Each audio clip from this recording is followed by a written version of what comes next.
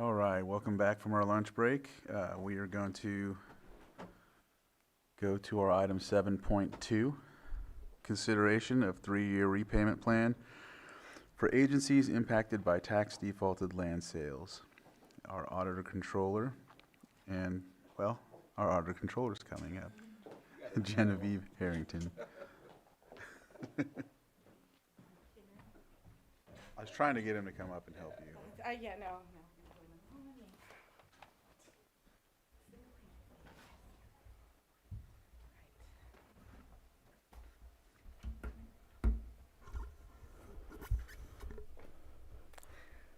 Good afternoon, Board of Supervisors. Genevieve Harrington, Auditor Controller.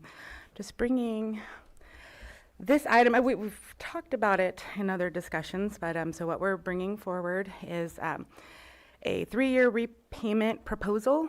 This is tax defaulted land sale, the result of those distributions, and what is owed back after all the accounting that we've spent the last year and a half working through. So what I wanted to ask the board to consider is a 3-year payment plan that would align with the teeter distribution. So just a little bit of background. Each year, my office distributes the teeter distributions, and it aligns with the property tax collections.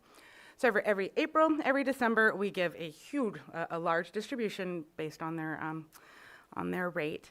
And so, like I said, every December and every April. And so the proposal is to basically take the amount owed, break it into 6 payments, withhold 1/6 out of every distribution. So every April and every December, it'll be reduced a little bit to help mitigate the impact of the repayment.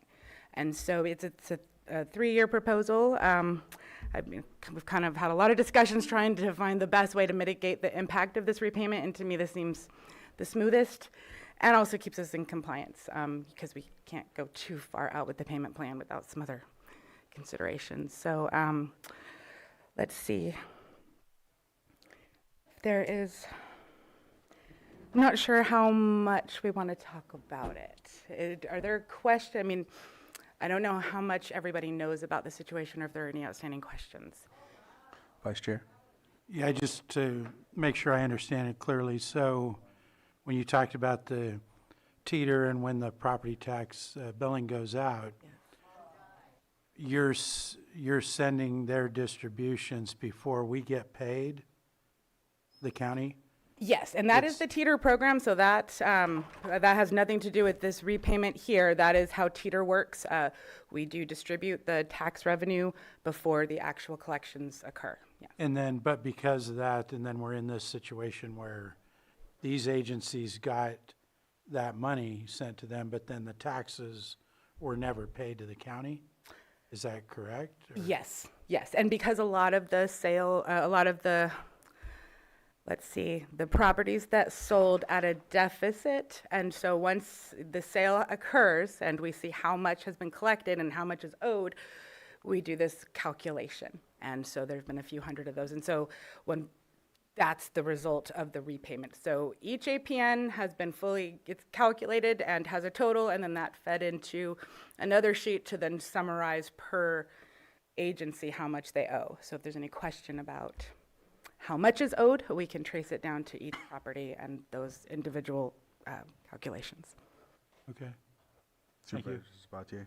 Yeah, I have a couple of things. One, I know to me it's should be simple, but I don't believe I've ever gotten an answer. And I know I spoke with County Council yesterday regarding this. Do we have a vehicle for repayment? And 2, is there a statute of limitations of how long we can ask for repayments from? Because some of this is 4 years ago. And I don't know that I've seen anything to say there is a statute of limitations or there's not, or that there is a vehicle for asking for recouping money that we literally gave somebody without telling them that, hold on to this, we may want to ask for it back. Because from what I understand, these are tax sales. We gave people the tax sale that we receive or something back, but never told them that this may not be the final amount. We may be asking for some of that money back. Well, and we wouldn't have had that information to provide. We wouldn't have known what the final calculations were going to be 2 years later. So I guess some of that is, I want to see if there's an answer or if there's a way for But county I do council. want a couple of things. So when you say 4 years ago, we've done 2 repayments already. So my understanding is this is only about 2 years. I'm not sure about the statute of limitations. I can't answer that, but I can tell you that the amounts, these aren't 4 years old. And that we do clearly identify when the tax revenue is being given, what's your normal distribution, and then what is the specialized deficit sale revenue. And then this, I mean, what's happened has been unprecedented. I mean, to have the 250 or so deficit. So, I mean, would we have communicated this sooner? If we could have, absolutely. But it's just, like, it's unprecedented, the situation, and then the amount of work to come up with the final numbers to then share. And so I respectfully disagree, because tax land sale 160, we just approved 164. So that's 5 years removed. So I don't know if there's nothing left to recoup from 160, but every year is a new version of it. So this is at least 4 to 5 years worth of back stuff that we're trying to resolve, right? So I just want to check in and make sure that we have the legal statute to be able to request it. If we do, Has there been any, because I haven't found any government code that would prevent this. Everything I find tells me that I should be recovering this as soon as possible. and I'll let Mr. Guintavano respond to that. I know we had a conversation last evening, so I don't know if there's any new information. And just to clarify too, it was, I think when the information was communicated to my office, it hasn't been that long, but from the initial sale, probably, Yes. yeah, sorry. So that's probably something that my office would need to research as far as the statute of limitations issue, if there is one. That may require some time to look into.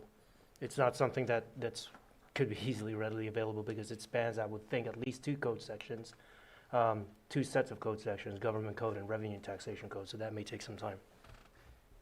And then if I can continue, how do we ensure that this doesn't happen again? Because we just approved the deficit sale now. Are they going to receive something and then we recoup again later? Or is there a way to just wait till we know exactly what they're supposed to receive? Because that seems more appropriate. But then maybe they I'm have wrong. to wait for the distribution. So the teeter is designed to help the agencies with their budget, because otherwise you have to wait for the money to come in, and then you don't know when it's going to come in. Not everybody pays right away. So to help them, we just give it to them all up front so that they can do their operations, and then we recover. And so it's a cycle. So yes, but I don't think that would help them in the long run. And as far as how to fix it, that's kind of why we keep going back to the low value, because I believe that's one aspect that's attributing to this, not the whole issue. But I am definitely motivated to figure out how to fix it. Okay. And then my last thing is, this is my suggestion for how to recoup, if that is, we have all the vehicles to be able to make that happen. We are doing tax sales where there's going to be a revenue of sorts, and each jurisdiction, taxing agency are going to receive some level of funding. Let's just say somebody owes us on an annual basis $80,000. Can we create a way so that tax sale is done, we figured out what you're supposed to receive, you're going to get a check for $60,000, here's the check, you owe us $20,000, instead of sending, because nobody budgets for tax sales. Right. So I think it will have less of an, I mean, we owe, as a county, we owe you $850,000 back into the teeter, right? And so I think from a county perspective, I would rather not see the revenue from a tax sale and help pay you back than figure out how to come up with $850,000 to pay you. It's the same in the long run, but I think it's easier. Completely agree. It would. And yeah. so if there's a mechanism to be able to do that, that would be my preference, because it feels like it's the least impactful, because nobody in their right mind should be budgeting for tax sale revenues. Right, yeah. And I mean, these deficits in general should be few and far between. You should have the opportunity to include them in with sales where actual revenue will be made, but that is not our situation with recent legislation, SEO findings, and then county action. That's just not our reality right now.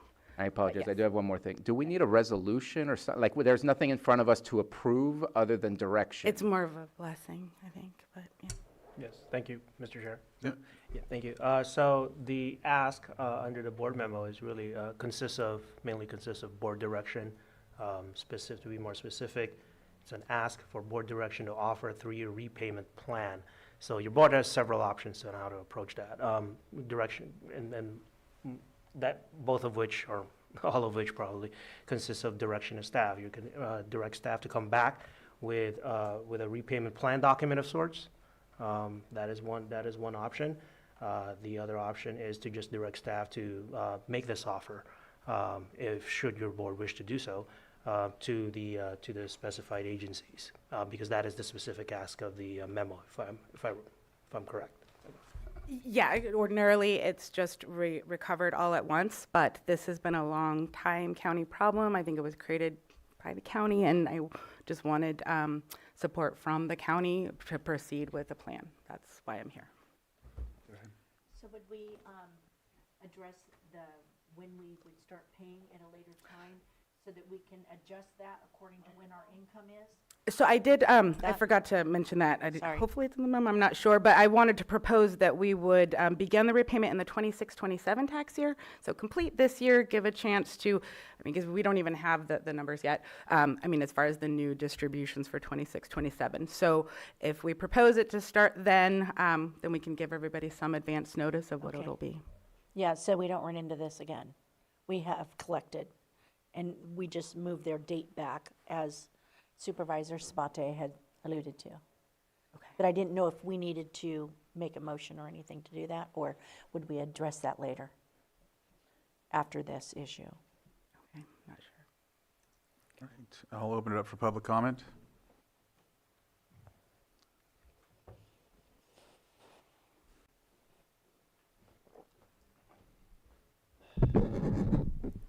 So Patrick Sullivan, Treasurer Tax Collector.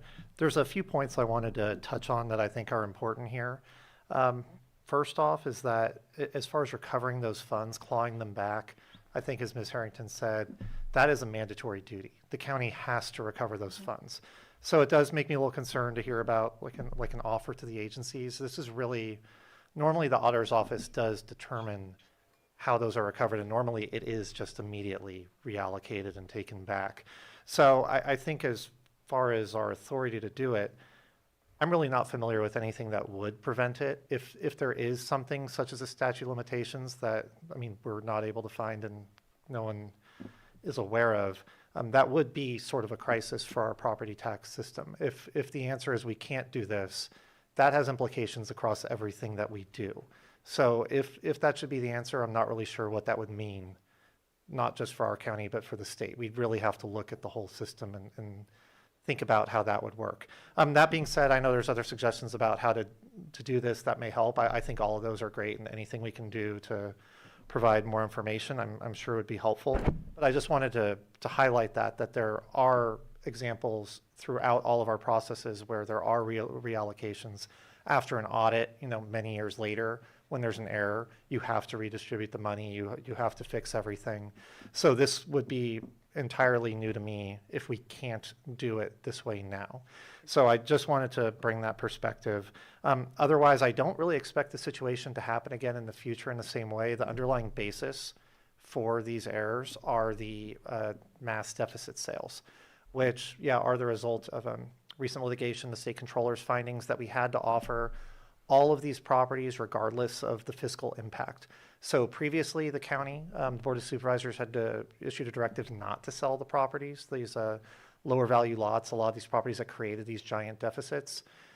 When that changed and we had to put them on all at once, what it means is that there wasn't enough regular revenue to offset that. So normally in a regular stream, there are deficits each year, but they're countered by incoming revenue. But what happened here, because there was this mass catch-up and reoffering of all these properties, it hit all at once. So going forward, unless we were to begin mass auctions of, let's say, low-value lots, I don't think that would really happen. Because I also just wanted to clarify, the majority of the impact on this was from direct charges, I believe. That 1% teeter, that little bit that's forwarded to the districts, that's not recovered. The districts keep that. The county's not clawing that back. They're clawing back the direct charges. So and correct me if I'm wrong. No, you're correct. And in a normal situation, that is paid with the bill and should be distributed. But in this rare situation where we have to wait till later to see how much was collected and how many of these revenue buckets can we pay, prorate, see what's left owing, and then you see what the repayment is. And So, yes. But normally, we would be collecting all the direct charges, and so it would be appropriate to pay them. This is different. Well, I just wanted to share those points. Thank you. Oh. Go ahead, Supervisor Yeah, Sabatier. just a quick question. So you have payment plans for property taxes. Is there paperwork that goes along with payment plans? There is a set of paperwork that goes along with payment plans, but each of those is dictated by statute. Okay. I think that I would like to see something more in writing of what we're approving if we're not going outside of our norm, which is typically you just ask for the whole thing. That way there's something in writing as to what we're doing. And there are some statute of limitations when it comes to property taxes. For example, our assessor has only 2 years to do the Prop 8s or certain things like, or we lose out on future tax collections. So I think there are certain places where there are statutes. Maybe you're correct and in the fact that there is no statute of limitations for this. But I would like to get a response from our county council as well about that with and speaking to the board with paperwork to show here's what it's going to be each year that we're going to be asking, so that then it's very dictated as to what the next 3 years will look like. The only point I'd raise in that is, as far as an agreement goes, I don't know how you can do an agreement on the apportionment. I don't But think, you're I don't talking think it would about be an just agreement, an just a advisory. resolution that Okay. here's what we're doing. Okay, That's just Yeah. me. Putting it in writing, I think, helps to support you guys in continuing to collect and makes it very public as to what we're doing. all right, thank you. Just my opinion. And if I could get a little clarification, I think that's the spirit of the day. Is so I've provided how much they owe, what the installment amount would be, the 3-year repayment over the teeter. What additional information would you want? I mean, I just proposed using the tax sales as a way to buffer the pain in some way, shape, or form. If that can be put into writing as to our intention on how to make the request, the timeline of when the request is gonna, like, they're like Is that going forward or for this repayment amount? for these repayments, because I'm only speaking about the 3-year payment plan for those things. Okay, so you're saying. I don't know if you're planning to send out a bill tomorrow. I don't know if you're planning to send out a bill in 3 months. Like, it's very random. I'm saying yes to what, other than they're going to repay. The specifics are, that's just me. Again, I'll let the board speak, because if they don't want to follow through with that, then there's no reason to have a continued conversation. Well, and I'm fine to add more. I just want to make sure I understand. I opened it up for the public already, I think. I didn't close it. Is there anyone else? All right. Close public comment and bring it back to the board. I think it says approve, but you said that he needs direction, so Lloyd, sorry. Yes, so that's why staff, at least from this side, is construing this as more of a direction. Unless your board is willing to settle with just a reference to a 3-year repayment plan for the agencies, that can be done by motion, as outlined by the other attached document labeled Tax Default Land Sale 160-162 Repayment Summary. However, if your board wants more detail as to the repayment plan itself, or wants to ask staff to come back to your board at a later point in time to propose or recommend certain details as to what this plan would consist of, in addition to what's already being presented to your board, that would be direction by staff as well. Go ahead, Supervisor. So for direction today, I'm good with this, but I think what we're hearing is maybe bring something back to us that formalizes how we're going to move forward. So make the offer, see if it works for them, come back, let's put it in writing. Offer, like you mean, Well, all the individual jurisdictions and ask I them if they're mean, I okay guess, to repay? okay, then not make the offer, but I mean, Just really clear. yeah. Request. Have you talked to any of them about this? And yes. Yeah, so I've Okay. met with City of Clear Lake, and I know Okay. we've chatted with, the fire department seem to totally understand the Yeah, plan they're- and seem to be perfectly. I'm sure fine they with it, are. as far as I've heard. Well, I mean, just to understand that it, well, anyway, we did the best we could to mitigate the budgetary impact. So Okay. they did understand that. And so I guess what I'm not clear on, because I don't send a bill, so I guess, but I can. I just want to make sure that I understand the deliverable that's being asked of me right now. Because I did lay out the plan and then the amounts, and I'm fine if we want it in a different form or like a resolution. But I just want to make sure it has Yes, what okay. we need in it. So I think viewing this as getting our direction today and come back and formalize it. Okay, okay. Is I that just want to say, we're not always all going to be here tomorrow. And so I think formalizing it ensures that there's continuity over the next 3 years, that this is what we're going to do in order to complete this process. And I just think it's helpful to have things in writing. Sure. Now, on some of the ones, those that are smaller, they have the option of paying it all at once, or they can pay it over 3 years, as I understand it. Is that correct? If anyone asked to pay it all at once, we wouldn't say no. But Okay. I was just going to proceed with, it is a lot of work to try and go and handle them individually. This is generally one large distribution. The system helps with it. So right now, we're going to be doing the manual. So ideally, we would just cut everyone into sixths and just Okay. withhold 1/6 Okay. per. But, Okay. sorry, one more. Are we expecting a bill to go to each agency, or just the formalizing the document here, and we would just share the board document? How do you expect them to pay? They don't really It's pay us. being We pay withheld. them, I'm just gonna withhold a Yeah, little bit. withhold. So it's just when I go to pay them, and there's no billing at that point, they just get the distribution, it's based off the megabyte collection And then report. it notates that when you give it to them?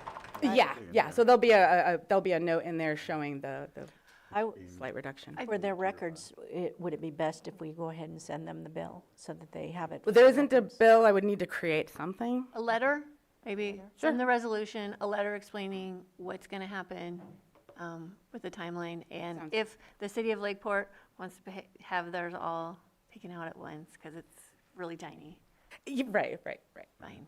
Well, we weren't planning on going to send a bill or take anything, just, like I said, trying to help by just withholding at a distribution. And I think bill or letter, eventually it's the same thing. I do want to check in with the board.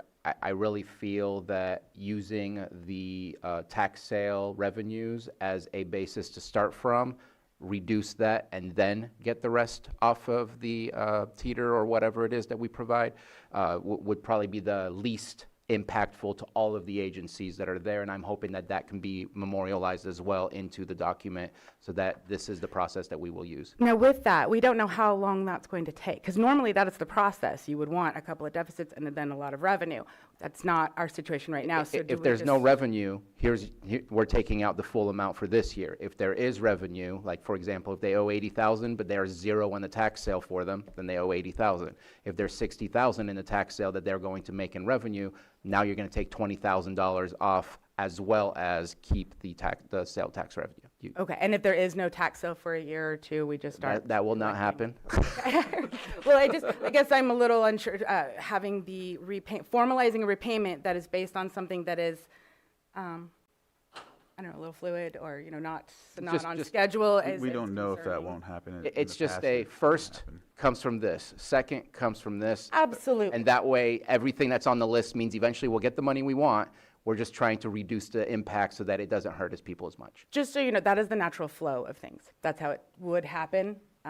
Yes. Okay. So as long as there is revenue, that will automatically net it out. Yeah, okay, All right. I got it. You have it, you said? You got it? Yes. All right. Are we on the same page? Do we want to? Yeah, I'm coming back with something, what I'll probably provide a sample of what I'll send to the agencies. That way you can see what's going out. Right, yeah, And then, but pretty much the same. I mean, the rest of it shouldn't change. okay. But we're still on the same track. I'll add in if there's any revenue that it would be netted out, but yeah, just know that would happen. Lloyd?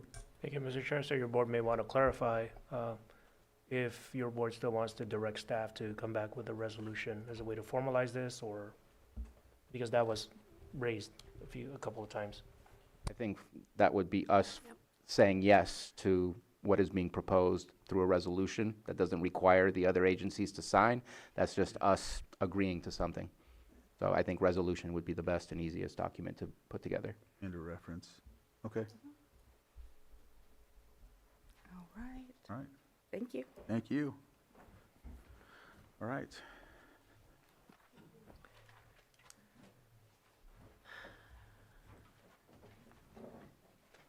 6.10, public hearing continued from October 21st, 2025. Consideration of appeal PL 25-198 of Planning Commission's approval major use permit PL 2568 for UP 2309 Poverty Flats Ranch, Kurt and Robert Barthel.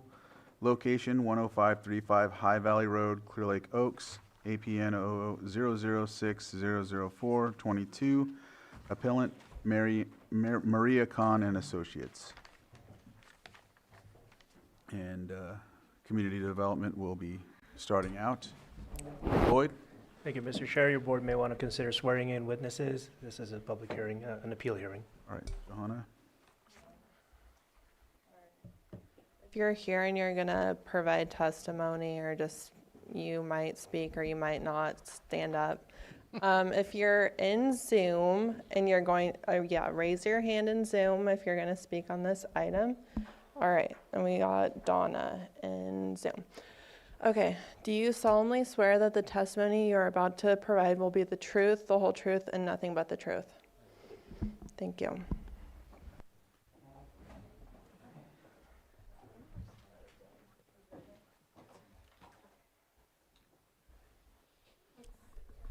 Good afternoon, Maria Turner, Community Development Director. You have before you an appeal that has been continued from previous meetings. I will turn it over to our planner, Max Stockton.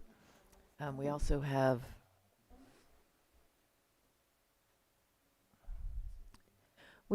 Senior Planner Michelle Irish here to help support staff responses, as well as representatives from both the appellant and the permittee. And I will turn it over to Max in one moment.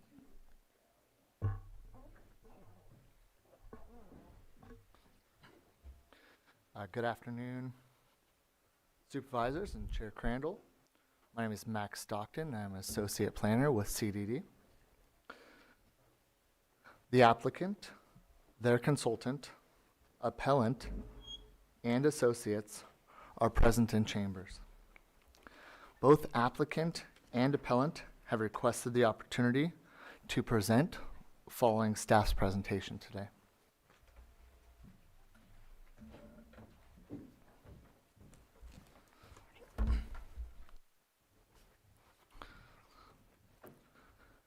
This project was approved by the Planning Commission on May 22nd, 2025. While the Planning Commission identified concerns related to High Valley Road, a county-maintained roadway, they ultimately approved the project by a 3-to-1 vote, with Commissioner Brown absent.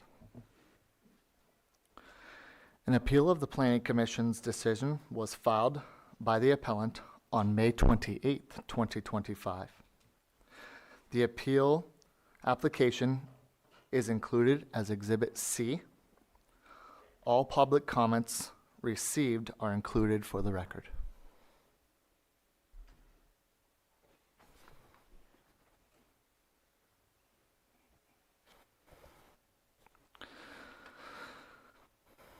The appellant brought forth claims of illegal grading and land disturbance.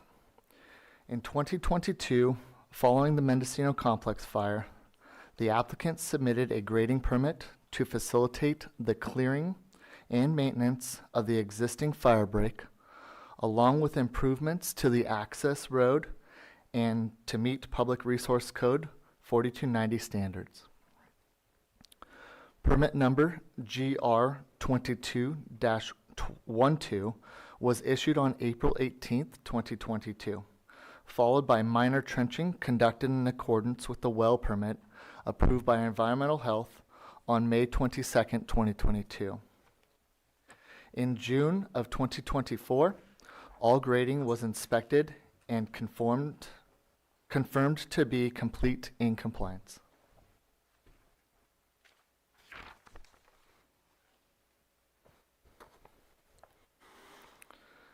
The appellant brought forth concerns pertaining to road safety.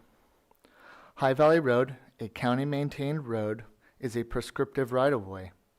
The road is open to the public. Public Resource Code 4290 requirements must be met on interior roadways of the project parcel, with county-maintained roads not requiring alterations by the applicant.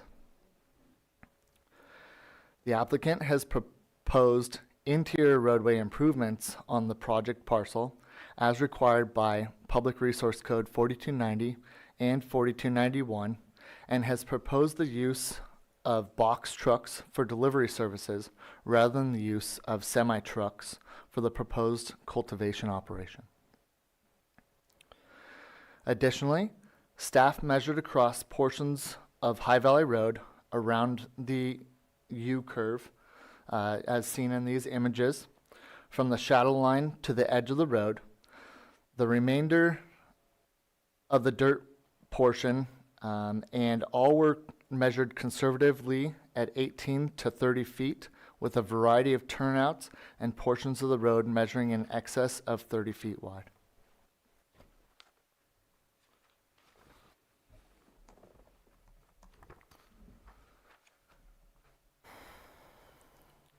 Biological, hydrological, and archaeological studies were prepared for the project in compliance with all requirements.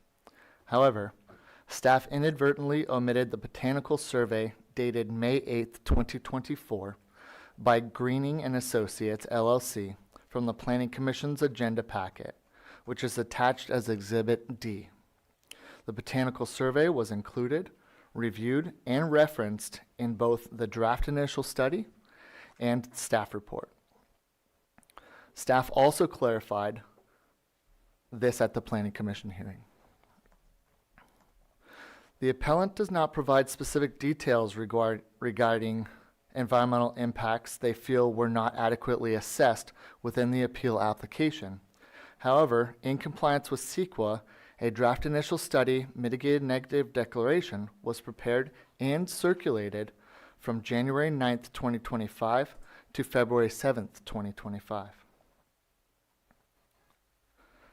Mitigation measures were identified for aesthetics, air quality, biological resources, geology, soils, hazards and hazardous materials, hydrology, water quality, noise, transportation, tribal cultural resources, utilities, wildfire, and mitigation findings of significance.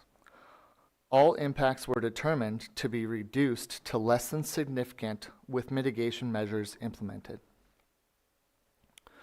All CEQA regulations have been met, and the draft initial study was adopted by the Planning Commission on May 22nd, 2025.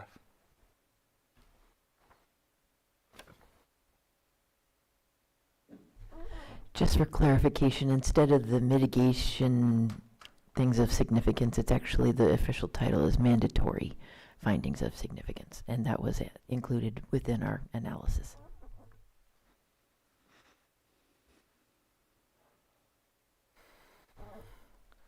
The appellant brought forth claims of potential inconsistencies with general plan, land use, and zoning policies. Chapter 3, Land Use, Chapter 7, Health and Safety, and Chapter 11, Water Resources of the General Plan were reviewed, as well as the Shoreline Area Community Plan. Article 7, Rural Lands, Article 27, Uses Generally Permitted of the Lake County Zoning Ordinance were reviewed. A detailed analysis of conformity within the general plan and zoning code is included in the staff report. The proposed use of commercial cannabis cultivation is a permitted use in the rural lands zoning upon issuance of a major use permit.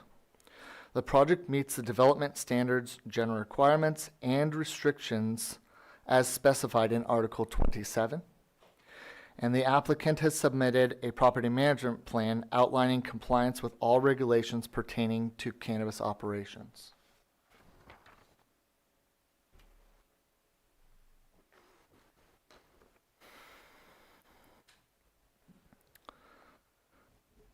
Staff must analyze projects in conformance with existing code requirements and regulations. As discussed in detail throughout the staff report and associated documents, the project meets all regulations related to development and siting.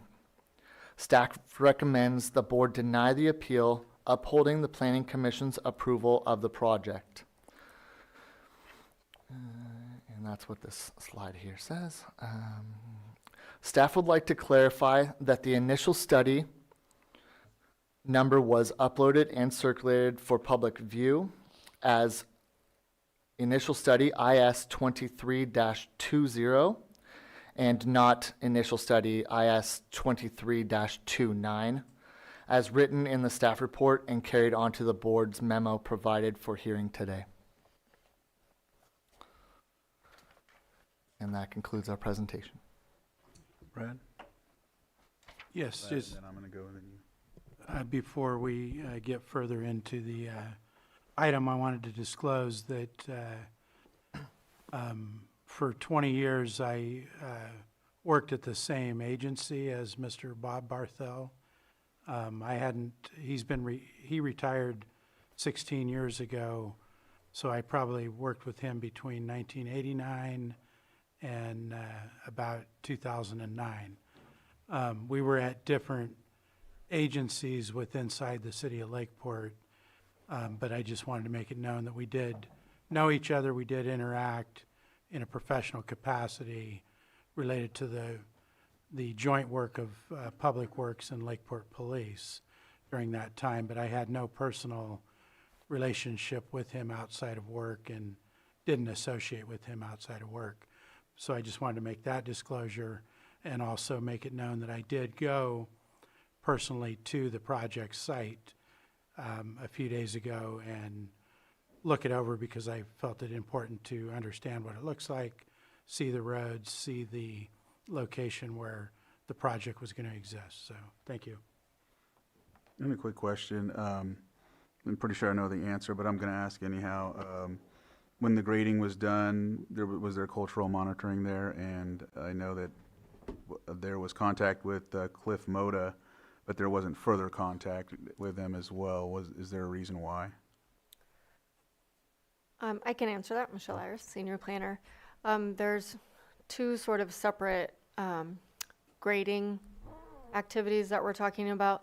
The ones that were completed for the fire break and that GR 2212 were exempt from needing further review. And the information that you see in the record related to monitoring and with Clifford Moda is related to the grading that would occur if That will occur. yeah, if the permit it should will- be approved. Okay, and so that's what he's asking for, future knowledge of that, so he can have monitors there in case that takes place. That's what that's referring to. It's different. Correct, and it is included as a mitigation measure, and the applicant has also entered into an agreement with that said tribe, and they can speak to that more. Okay, all right. Yeah, I was just making sure. If you probably don't know, we have a TIPO group that meets monthly. We're doing our best to work more collaboratively with tribes. I think it's very important that we keep these things intact or do our best to make these agreements, or at least ensure that folks that are doing projects are at least, in this good faith effort, because, it's been a long time, and we've been dealing with, we don't want to have to go back in time where we're not contacting them or keeping that ongoing consultation if possible. I know that there's specific CEQA guidelines, and there's also, exemptions and whatnot, but at the same time, good faith makes a big difference. And I don't want to do that work and, and jeopardize it. And we have a hard time getting enough trust from these governments, and we just wanted to make sure I asked that and put that emphasis on it as well. Supervisor Sabatier? Yeah, I apologize, Chair. I'm wondering if I can get a minute recess, please. Yes. Okay. I need to have a private conversation with County Council. Okay, well, we'll take 5 minutes.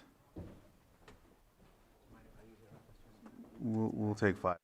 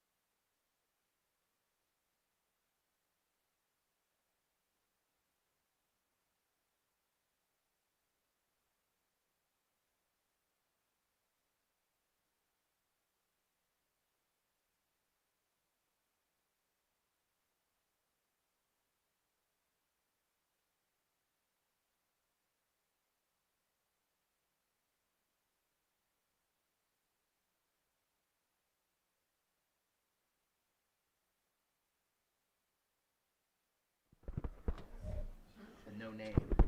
All right. It was good. I tried one.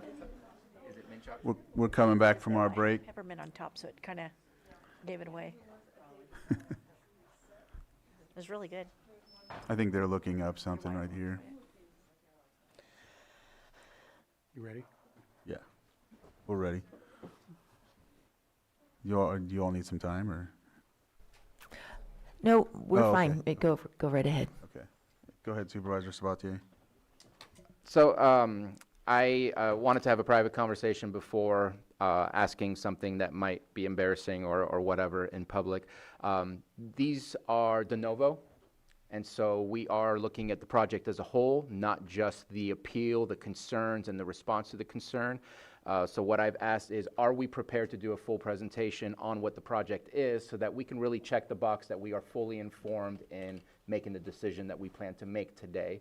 I want to ask the board if you wish to have that full presentation. It's not up to me to control that and make that happen. I would feel more comfortable by having the full presentation as well as the appeal concerns and the response to the appeal. Just because, again, these are de novo. We are not just approving the concerns and the response, we're approving the entirety of the project.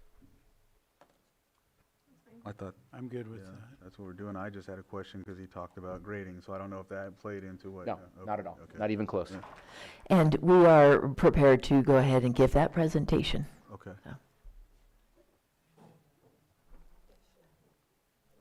It was And we're happy to make that, Okay, good. I was like, we're happy to make that as a standard part of our appeals going forward. We just never have done it before, but it's fine. okay.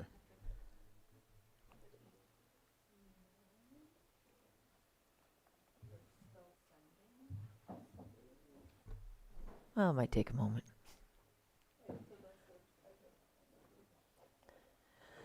Right.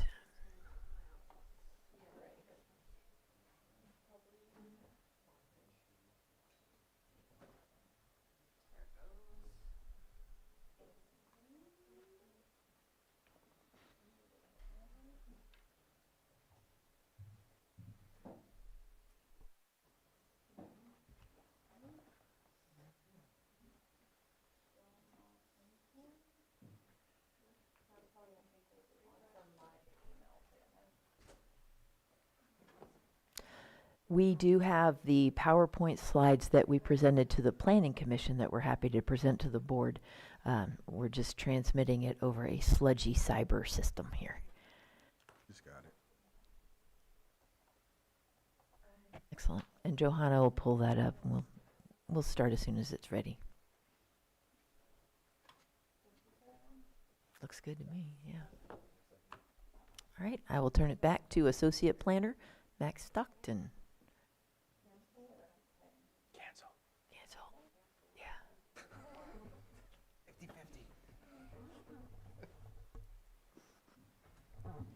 50-50. Hello again. I'm going to continue from this slide here, which is the second slide. And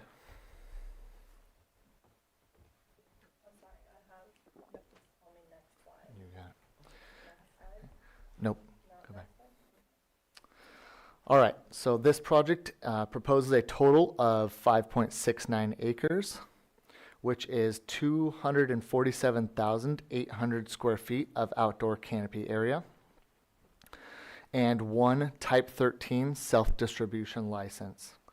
The total acreage for the parcel is approximately 196.7 acres. Next slide.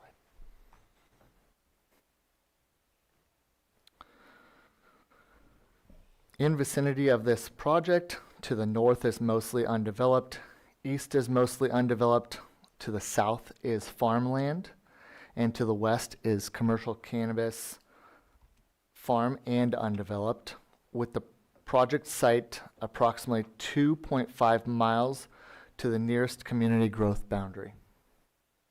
Next,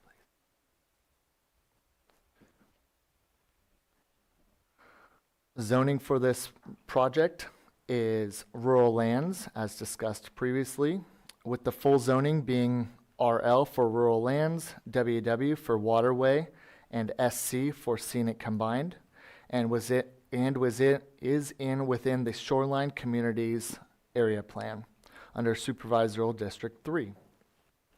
One thing to note in this imagery on our screen is that the blue box is approximately where the cannabis will be grown, is proposed, and the yellow lines above outline the scenic combining distance from High Valley Road, showing that the proposed cultivation will be outside of that scenic combined corridor.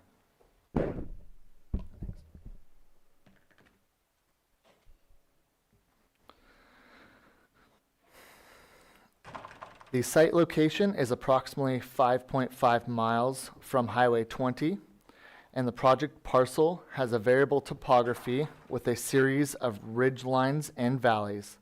The proposed project locations are located in areas that are between 0 and 30% slope.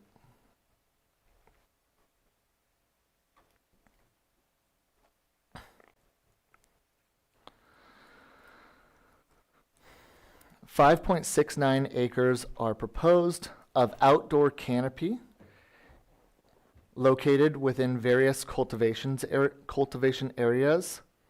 Also within each of the cultivation areas are proposed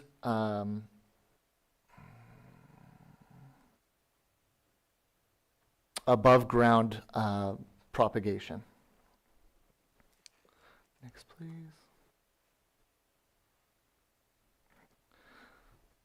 Existing uses. The property is developed with interior access road, an existing security gate, perimeter fencing, and 1 groundwater well with permitted pump house, 2 permitted shipping containers, 2 tool sheds, an old hunting cabin, and 8 water tanks.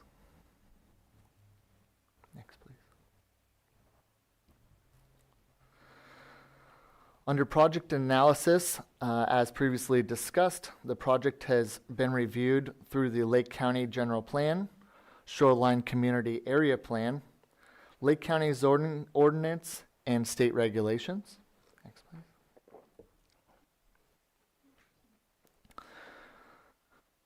The general plan goals and policies reviewed included Chapter 3 for land use, Chapter 7 for health and safety, and Chapter 11 for water resources. Yep.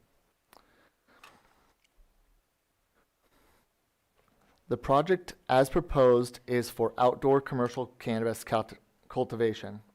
There are no mapped areas of farmland or local importance or farmland of statewide importance at the project site.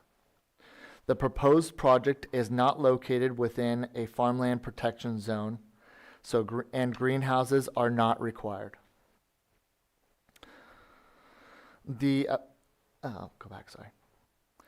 applicant has provided a water availability analysis and drought management plan and is required to adhere to the State Water Resource Control Board Cannabis Cultivation General Order requiring runoff to be retained on site to mitigate impacts. Next, please.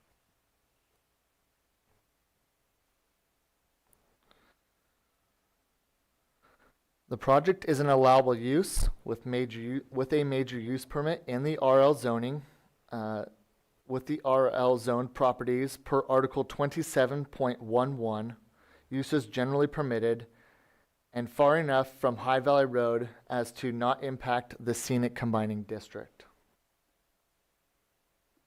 Next, please.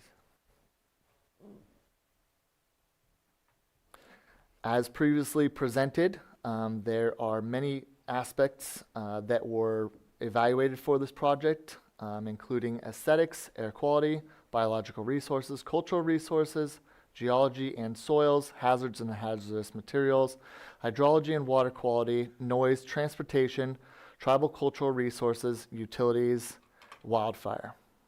Next, please.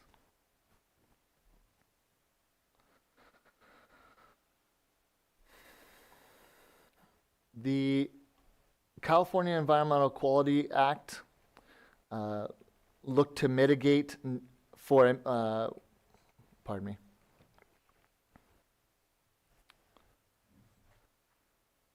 A drafted mitigated negative declaration was was created to meet those needs of CEQA and the environmental determination for this project.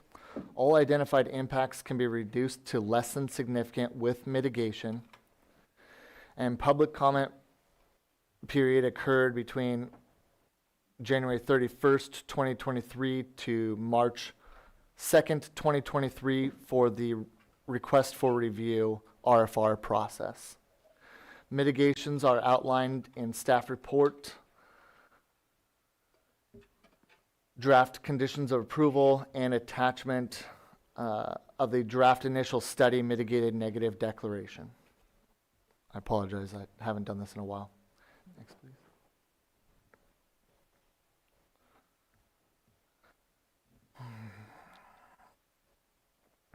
The Elam tribe contacted former staff involved in the project via telephone, and staff coordinated a meeting between the two parties, applicant and tribe, to come.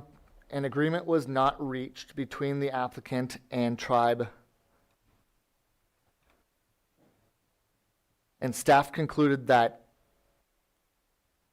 consultation that same day. Although we clarified that previously at the beginning of this presentation, that the tribe and the applicant have been in touch and have come to an agreement at this time. I wanted to just add a little information to clarify AB 52 requirements. A request by a tribe for consultation of a project is a meeting between the two governments. It takes place in our office. It is not the site visit. It is, we do not require that the applicant enter into an agreement with a specific tribe for monitoring. Neither of those are part of the official consultation process, though historically they've tended to get conflated. So I just wanted to make sure that the board is very clear that when we are in compliance with AB 52, it means that we are having a consultation meeting with the tribe requesting, so they have the opportunity to come meet with us and tell us what known sensitive areas or tribal resources might be in that project area. When they do make a request to join us on a site visit, we do everything we can to accommodate that request, but that is not part of official AB 52 consultation. So when it says that it was concluded on the same day, to me what that means is that we did hold that meeting with the tribe so that they could bring us their information and concluded to that consultation at that time. And that also that can continue because meaningful consultation means that they would go back and forth, so. Correct, but it does not include negotiations regarding site visits and specific agreements with, or monitoring agreements with a specific tribe. I just bring up meaningful because I hear that all the time when we have other meetings and they say, well, they only met with us once. They didn't continue meaningful dialogue. Mm-hmm. And so I just, that's why I added meaningful. Meaningful dialogue is very important to us. But during AB 52 consultations, we stay in compliance with state law.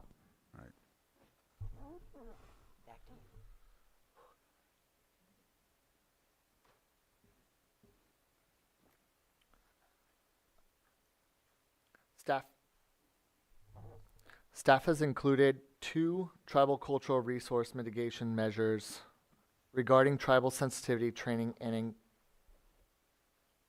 any resources encountered.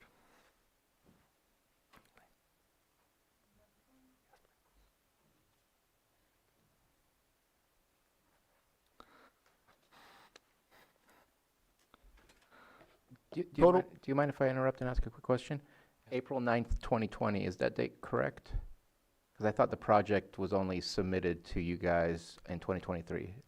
I was just kind of curious as to where that date came from. Yeah, that's a good question.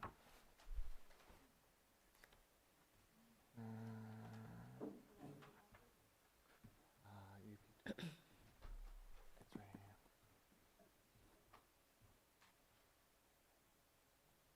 Johanna, is it possible to go back a slide?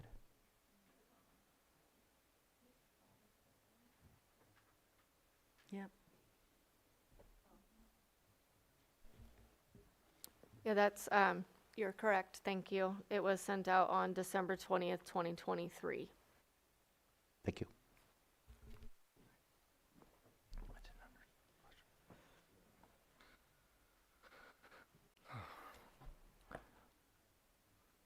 Total projected water use for cultivation operations is 11.2 acre feet annually, or 3,650,000 gallons of water per year. A drought management plan is included with the hydrology report as attached to staff's reports and outlining water conservation measures during the declared drought emergencies. Next, please.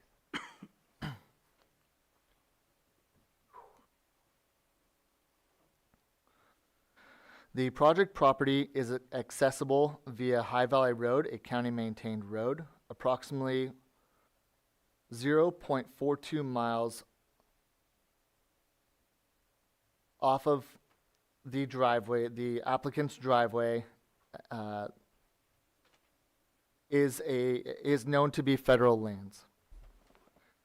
The applicant, Kurt Barthel, has signed an indemnification agreement for transportation of commercial cannabis across federal lands. Next, please.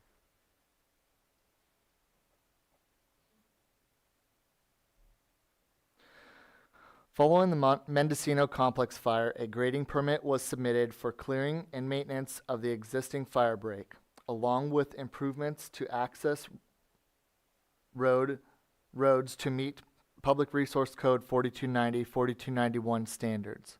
Grading permit GR 2212 was issued, and the inspection confirmed that the grading was conducted in compliance with grading ordinance. Next, please. If we could go back one slide, please, Johanna. I just wanted the board to know that staff has conferred with County Council in the past regarding driving over these federal lands. We currently also have 7 other approved permits that have a similar crossing over federal lands that have all successfully been granted state licenses.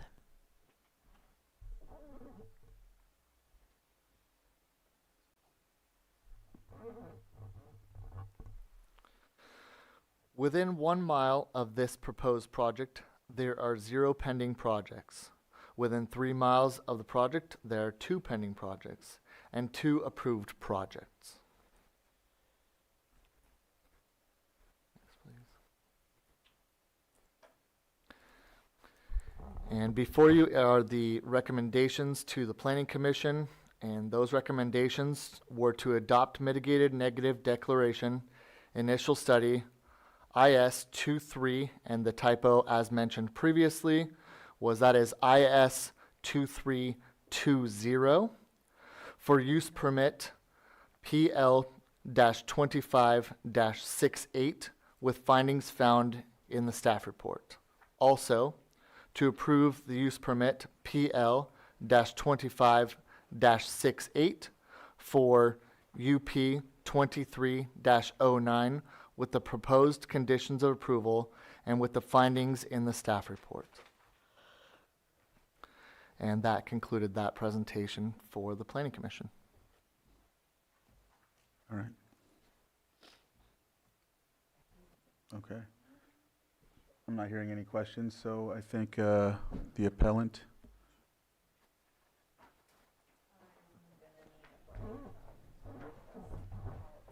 What's that? You need a couple minutes? She's going to try and pull up your.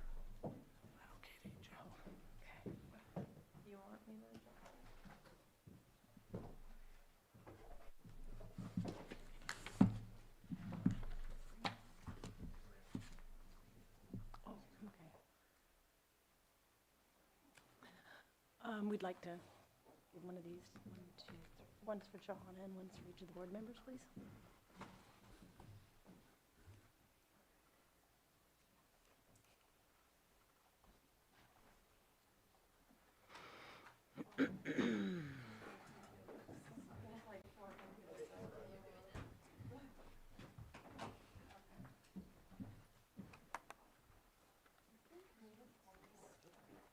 Thank you.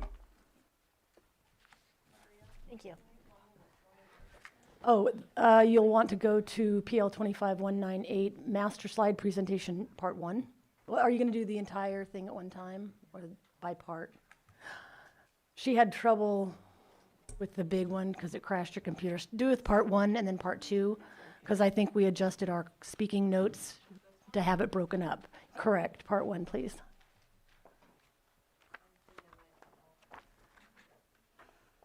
Well, it made me crash quite a bit, so.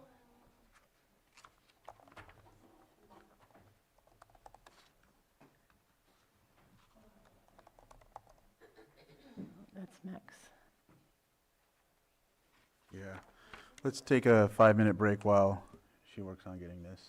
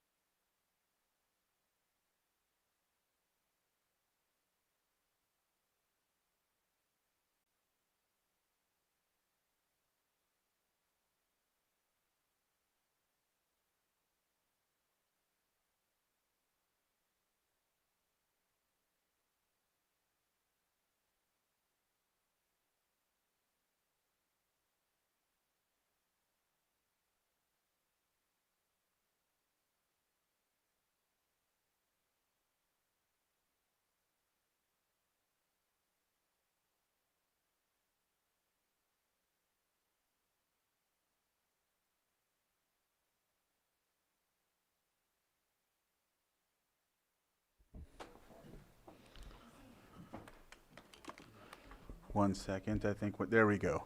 All right, so before we start out, we're going to go ahead and move forward. You got everything lined up for this presentation?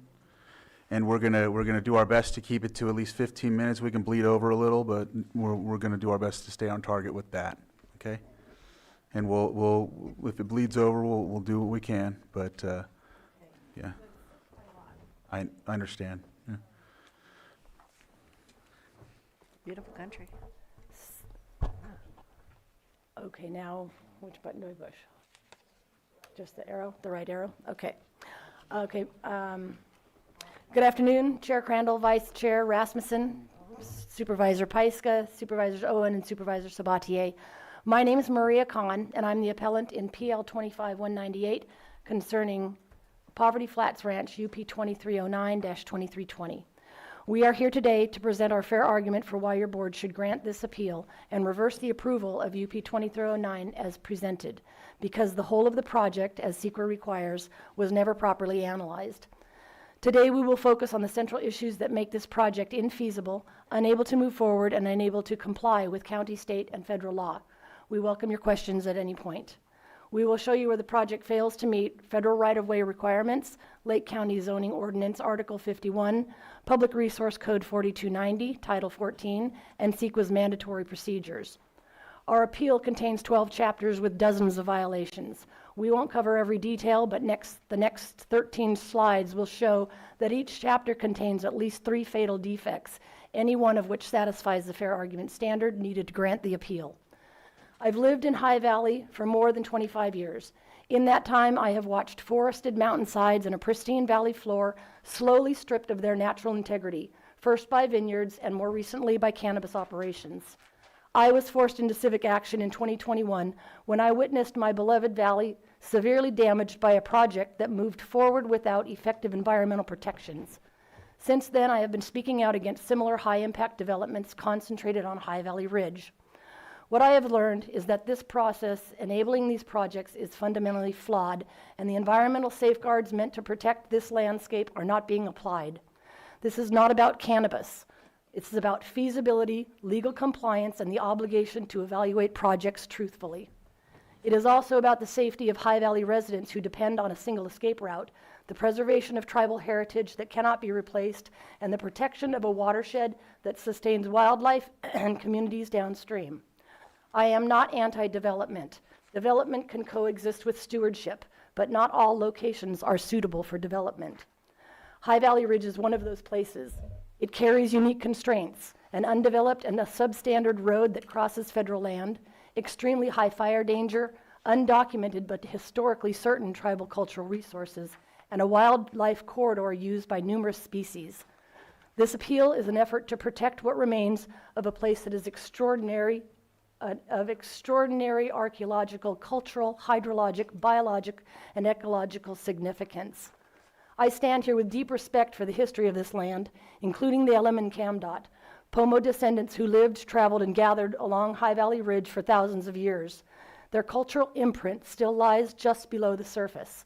It is our shared responsibility to ensure it is not erased by grading or development carried out without transparency or oversight.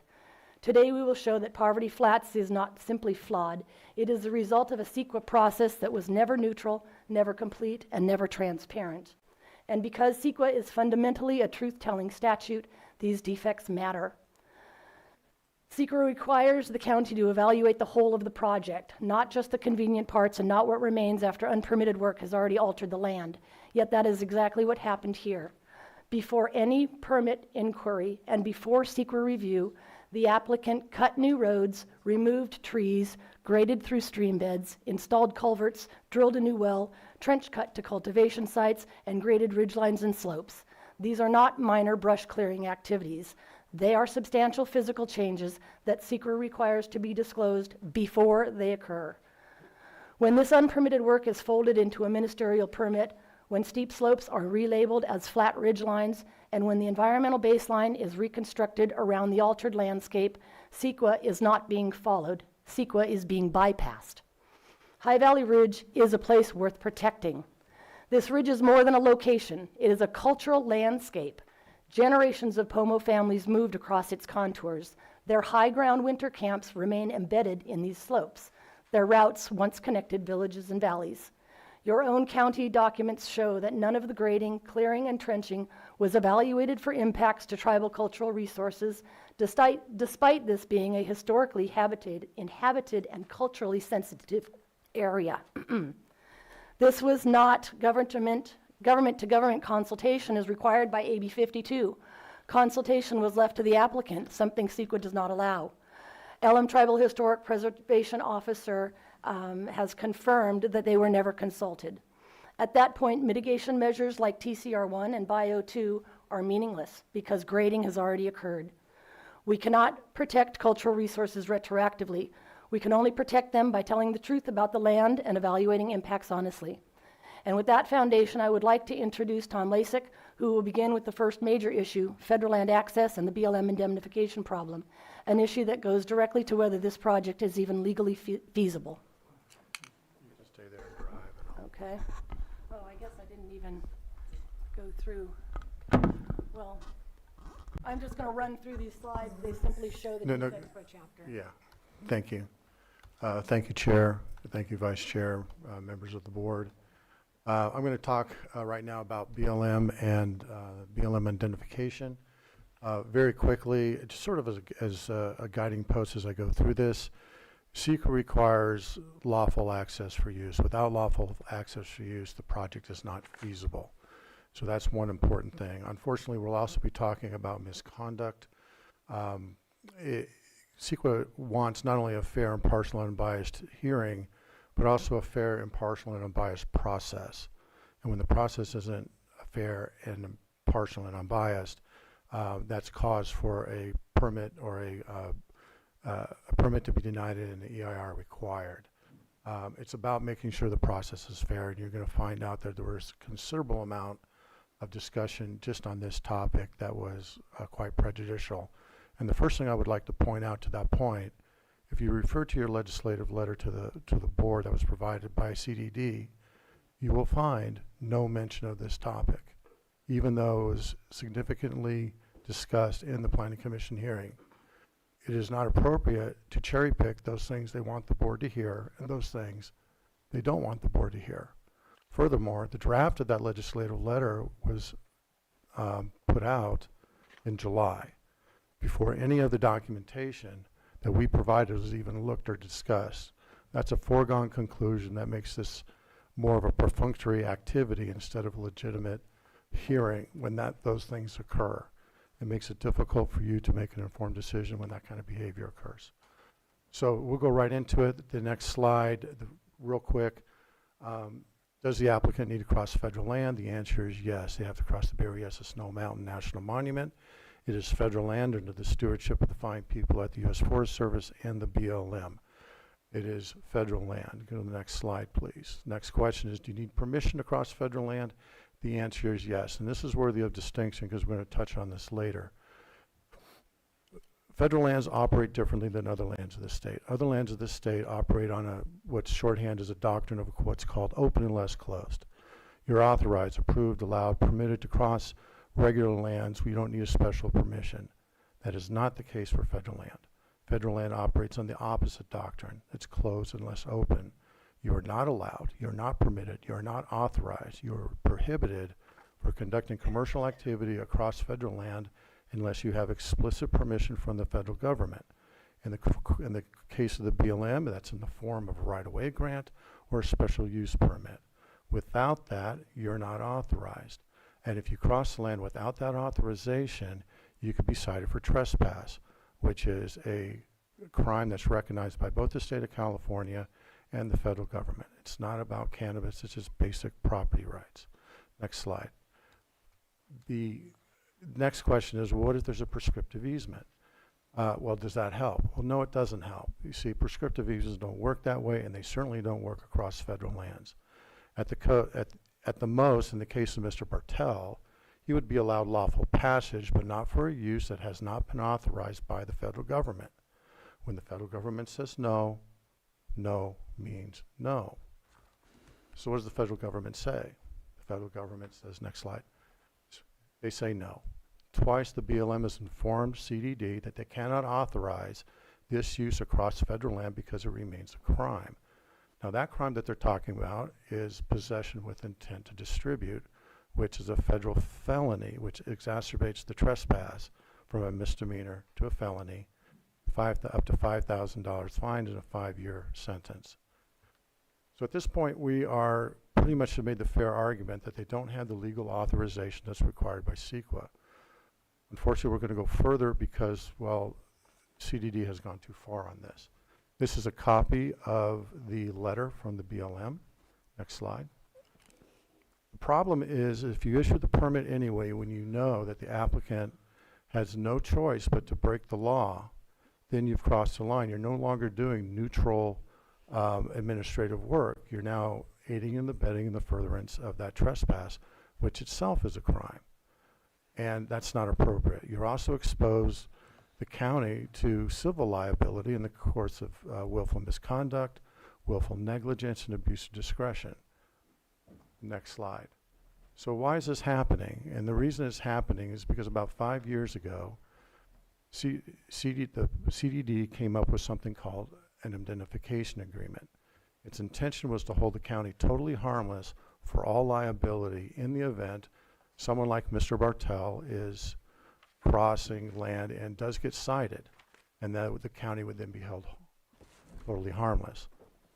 And there's a pattern here because the BLM has been issuing these letters for years, and the letter comes into CDD, and the CDD ignores the letter and issues the permit anyway. And so it's a pattern. It's not this is not a one-off. Next slide. This is a copy of the indemnification agreement that they're required to sign. And as a point of record, this was not provided in the Planning Commission hearing. As Mr. Stockton mentioned, he said that they signed it. Through the PRA request, we were told we were not going to give a copy until he signed it. So apparently he never signed it. Next slide, please. This is a list of other projects where we found that the BLM has provided a notice because not allowing crossing across federal land. And so this is not an isolated incident. Next slide. So does this identification agreement resolve the issue? And the answer is no. First of all, it doesn't address the underlying CEQA requirement of lawful access. This does not remedy that. All it does is shift the liability away from the county, or tries to shift the liability away from the county and onto the applicant. Well, does that work? Well, that doesn't work either, because first of all, there is no indemnification agreement on the planet that protects anybody or shields anyone from criminal activity. That is not what indemnification agreements are for. They're for civil liability. And as far as civil liabilities are concerned, it doesn't work for that, because as soon as you issue the permit knowing that full well there's no choice but to commit the trespass, then you have created the willful negligence and willful misconduct that's in the indemnification agreement that renders it void and unenforceable. So essentially it self-destructs the instant you issue the permit. Go to the next slide. Now the Planning Commission was all over this. They saw this was a problem. They saw it was an issue. They saw that innocent people could be harmed. The driver's not protected. Why is the county getting involved with this? Why is it this serial criminal thing going on? And it made no sense. Unfortunately, there was a significant amount of prejudicial misconduct that was performed during the Planning Commission hearing. And there's a pattern of that misconduct because these same lines were used in other hearings when this same issue came up. Next slide. First, they weren't given a copy of the indemnification agreement, so they had to rely on the interpretation, the creative interpretation from county council as to what it was about. And in this hearing, as well as the Lou Farms hearing, it was trivialized. It was, well, this is just a thing we do to make sure people know that it's still a crime. It's just something that you can go to the next slide, I think. It just wants to make all parties involved, just make sure that they know what's going on. It's not a fact sheet. It's not an FAQ document. It's not a reminder post that you put in your kid's book bag before you send them off to school. It's a contract. It's a contract they're required to sign. If they don't sign it, they don't get a permit. It is more, you just can't go around saying, oh, it's just this thing we do. Next slide. The next thing that they said, there's no distinction between this and federal lands and other lands of the state. Same thing was said in Lou Farms. In fact, in Lou Farms, they even said, well, the state sanctions it and the county is just following the state. Well, as I pointed out earlier, there is a distinction. It's night versus day. It's open unless closed instead of closed unless open. It's yes, you can cross and don't need a permission slip versus no, you absolutely do need a permission slip, otherwise you're in violation. And the state doesn't sanction it. The DCC, their fact sheet makes it abundantly clear. Do not possess or use cannabis on federal lands such as national parks, because it remains a federal crime. So we have the federal government saying don't do this. We have the state saying don't do this. But here we are. Next slide. Well, no, this slide's good. Then when they were told that you don't have, that the planning commission and then the board neither have the authority to make a decision on this issue because it's not within inside the property lines. That they can only make the decision based on what happens inside the property lines. That is an improper constraint. It is not allowed. The Planning Commission and the board absolutely have the authority, and in fact, SEQA requires the board to look at the whole of the project. That includes those things that happen outside the project, such as deeds, easements, rights of way, such as 4290, such as traffic safety, cumulative effects, erosion, on and on and on. It is not just what happens inside the property line. Next slide. And then they were told, well, if there's a risk, don't worry about it. You know, it's just a matter of 15 minutes, so if we can continue and start to wrap up. Okay. We have a variety of these, and again, there's been quite a pattern. Then we were told, continue on. This is just a list. Lake County is an outlier. I met with the BLM. The BLM is very frustrated about this. And they said this is the only county that does this. They don't have this problem with any other county. Mendocino County responded back to me and they said, yes, we don't touch it. If an applicant cannot get to the property without crossing federal land and can't explain how, they don't issue a permit. We then have omission, and this is where it becomes a concern because Director Turner said, well, we've issued several other permits and they've had licenses to the state. The problem is this was not mentioned in the MND at all. And the pattern is none of those other ones is it mentioned in the MND. There's no mention in the federal lands, no mention of the BLM, no mention of the BLM letter, that it's not allowed, that it hasn't been authorized, and that it's a crime, and no mention of the indemnification agreement. So we got additional evasion and omission. And then, the last thing on this topic is you haven't been informed. This is a contract. According to the state, it's the board that has the authority to enter into contracts. When this was asked if the board has done this, we were told, no. The board has never seen this, the board never approved this, and that is an overreach because that is not something that CDD actually has the authority to do. So that's what I have on this topic. So we do have more. We have road safety, we have fire safety, and grading, and we'd appreciate additional time on that. I'm sure there'll be questions, and we can get to those, I think. Okay, please ask questions. I'm pretty sure they will. We provided the presentations so that you can go to any section and ask any follow-on questions. All right. Thank you. Okay. Do we have questions at this point, or we, what's that? I can wait, but I do, Okay. but I can also wait. Do you guys want to ask questions now, or are we allowing the other party to? With That's that's at the discretion, thank you, Mr. Chair, that's at the discretion of your board. Typically what follows is after the appellant provides testimony, then the members of the public, including the applicant, of course, can provide their testimony. They're sworn in. Go ahead, Brad, ask your question. Yeah, my questions at this point are just going to be related to the the road. I realize it does cross federal land, but it's a public county road. There are hundreds and hundreds of miles of state highways and county roads throughout the state of California that cross federal land. And those roads, particularly the state highways that are crossing, say, large swath of national forest in California, have hundreds, if not thousands, of commercial vehicles traveling those. So, and I'm not aware of all of those commercial vehicles having to get permission to cross any of these roads all over California. So that's my question regarding that. I don't see this road as any different than a state highway going over a national forest. Thank you, Vice Chair. That may be the case as far as practicality, but it is clear that in this specific instance, the BLM has explicitly denied authorization to Poverty Flats.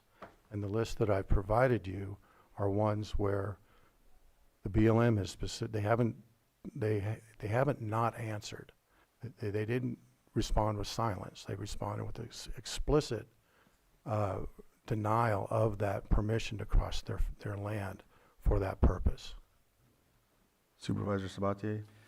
So I would like to hear from County Council on how to respond, the commentary and the posturing at this moment in time.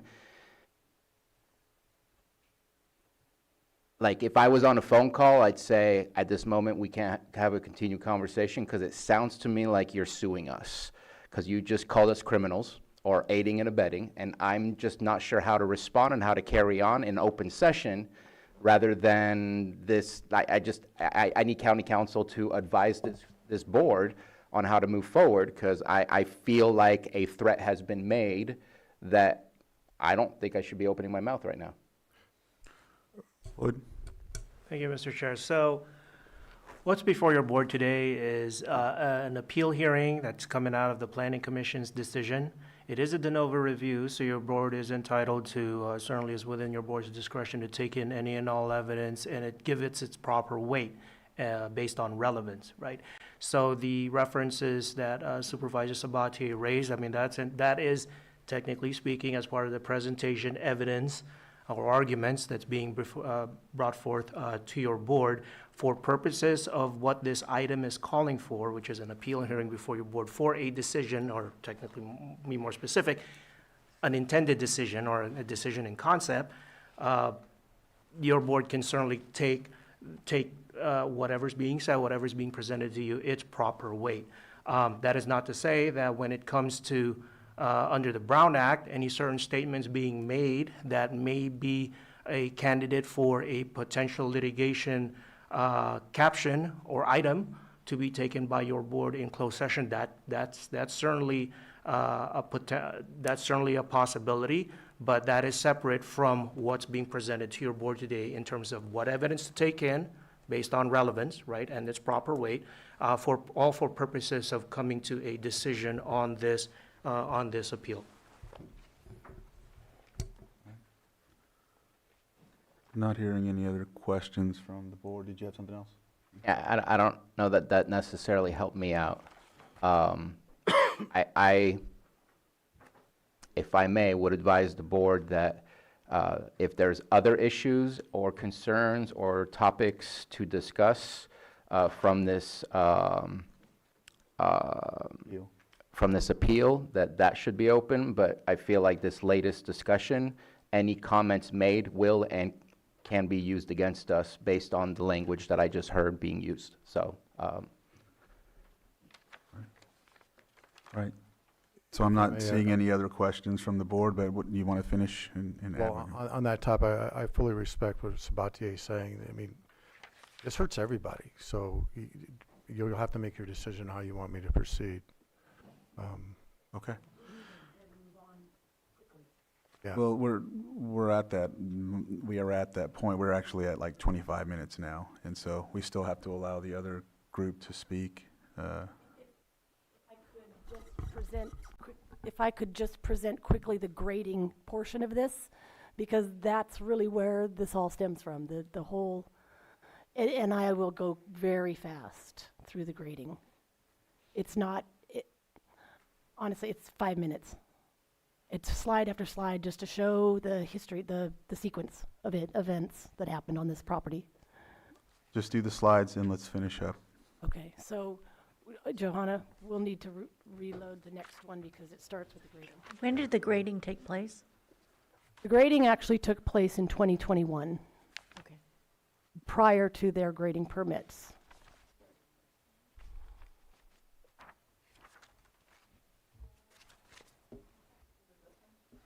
Number 2. There it is.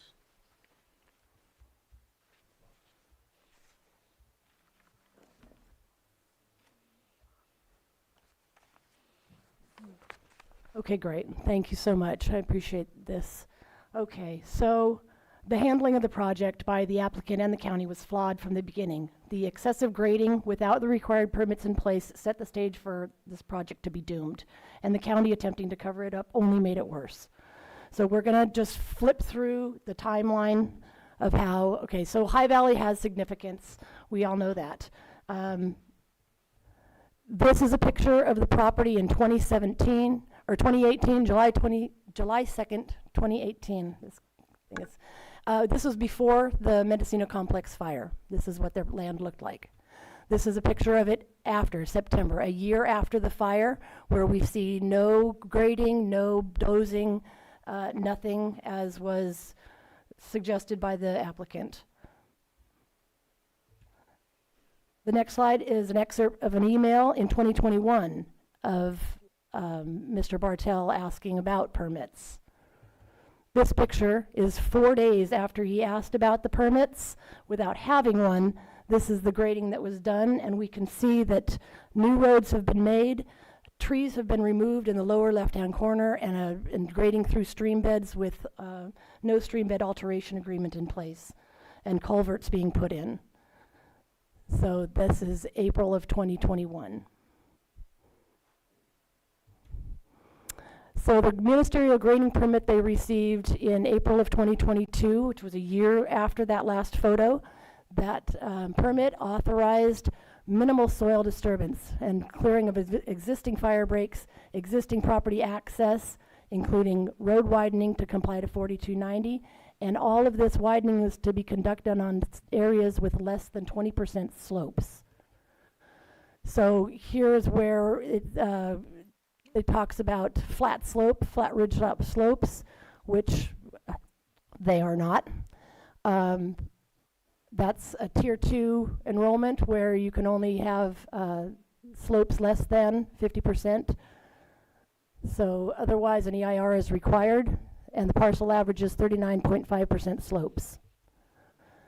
These are slope overlays. The old parcel viewer shows that green is greater than 30% and requires more risk analysis and assessment. The new parcel viewer shows where yellow is greater than 30%, red is greater than 50% and not allowed, and you will see some of the red in their cultivation fields. These are also soil map surveys showing high to severe erosion risk.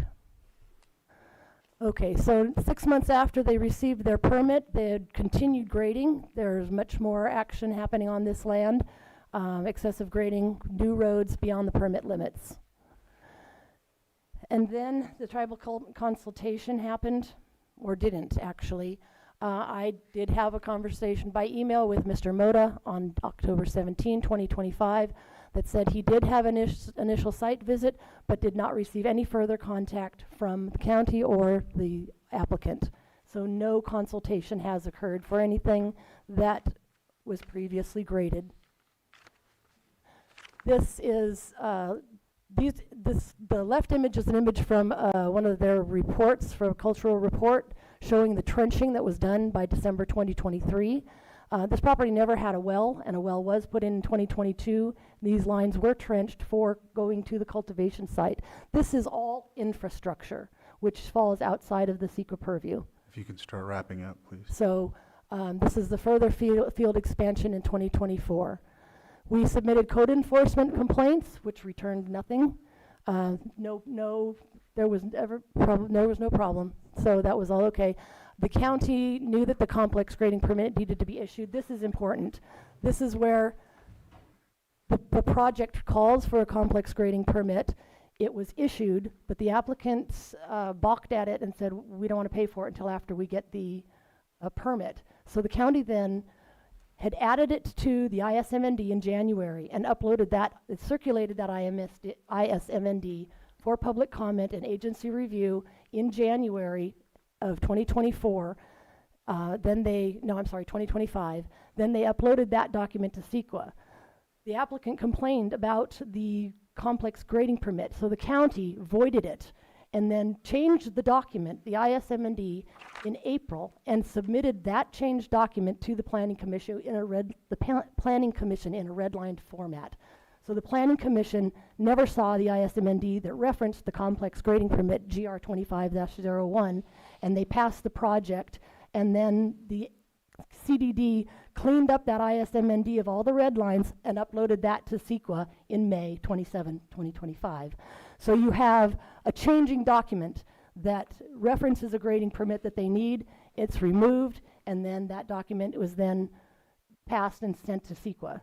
So that's destabilized the actual project itself.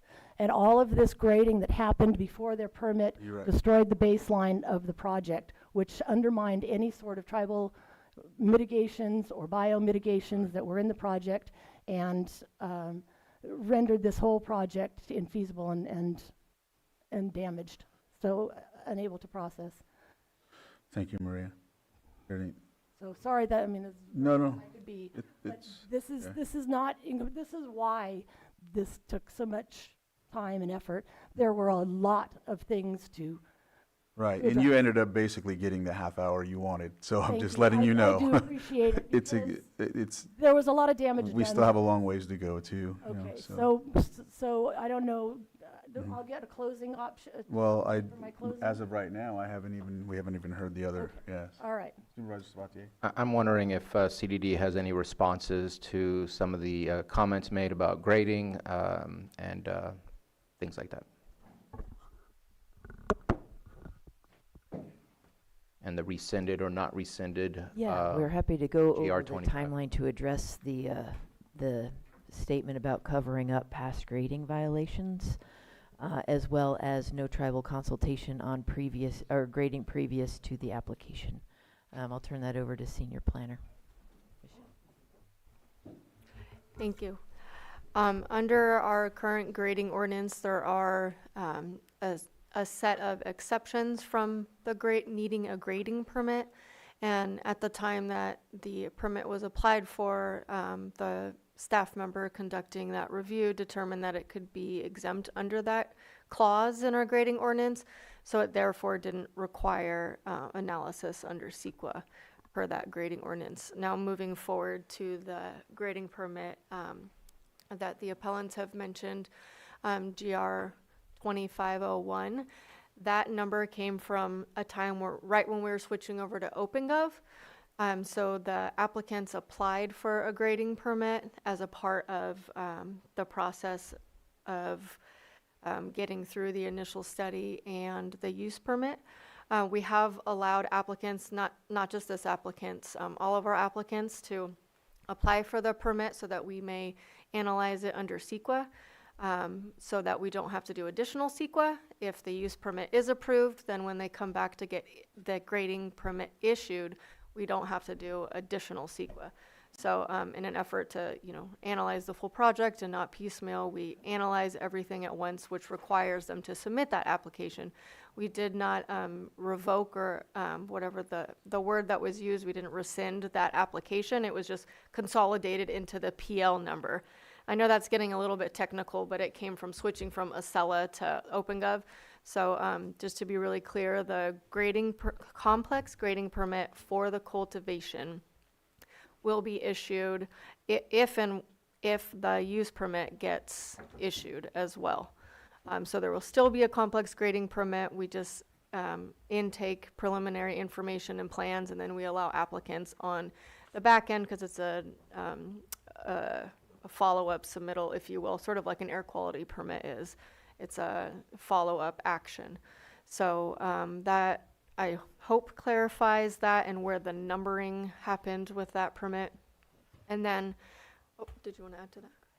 I was just going to say, I also have clarified, I just want to clarify for the record that tribal consultation did happen with Elam for the use permit project.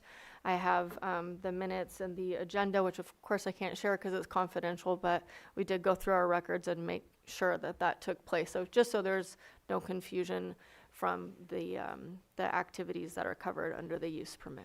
And they have to remain confidential because some of the sites, they don't want people to know where the sites are when it goes to the cultural, The point of historical. AB 52 consultation is for the tribe to come to our office so that we can talk about, or we can learn their information, which remains confidential. Additionally, we do not hold AB 52 consultations on grading activity in the past. We have no mechanism for that. Nor when grading permits are determined to be exempt from CEQA for a variety of categorical or statutorial reasons, do we move on to an AB 52 consultation, which is triggered when we're at a neg deck or a mitigated neg deck level. And consultation occurred on January 8th. I just wanted to clarify that.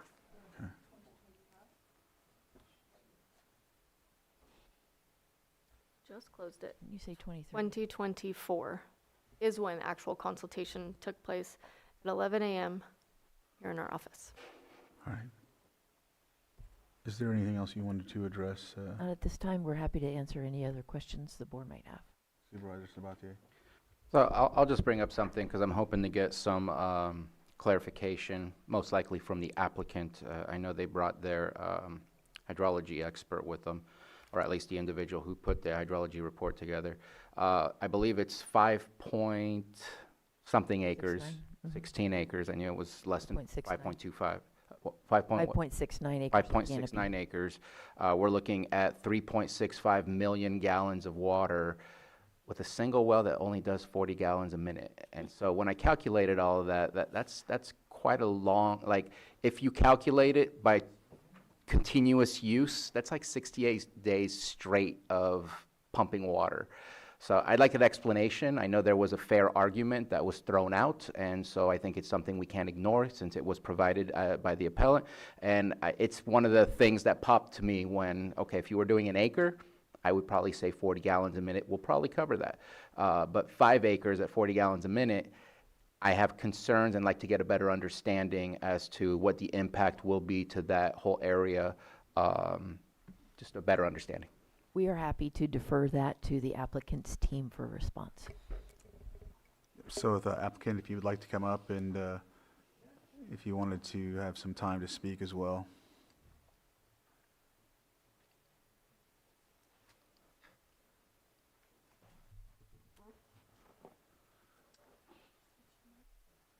Yeah, should we do they need to do a PowerPoint or anything like that? Okay, so we're gonna need a couple minutes to switch out then. Okay. Yeah, they're gonna need, do we need a couple minutes? We'll take 2 minutes and we'll take care of this exchange.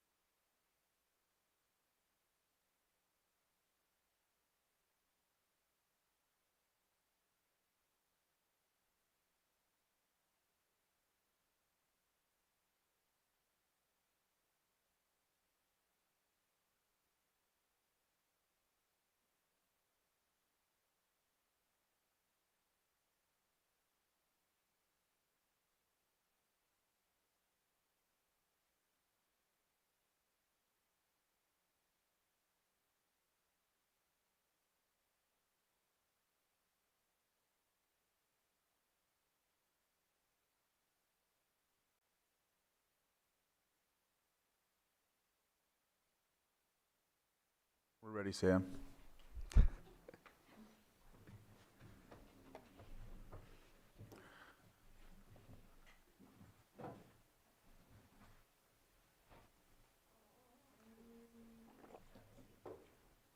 All right.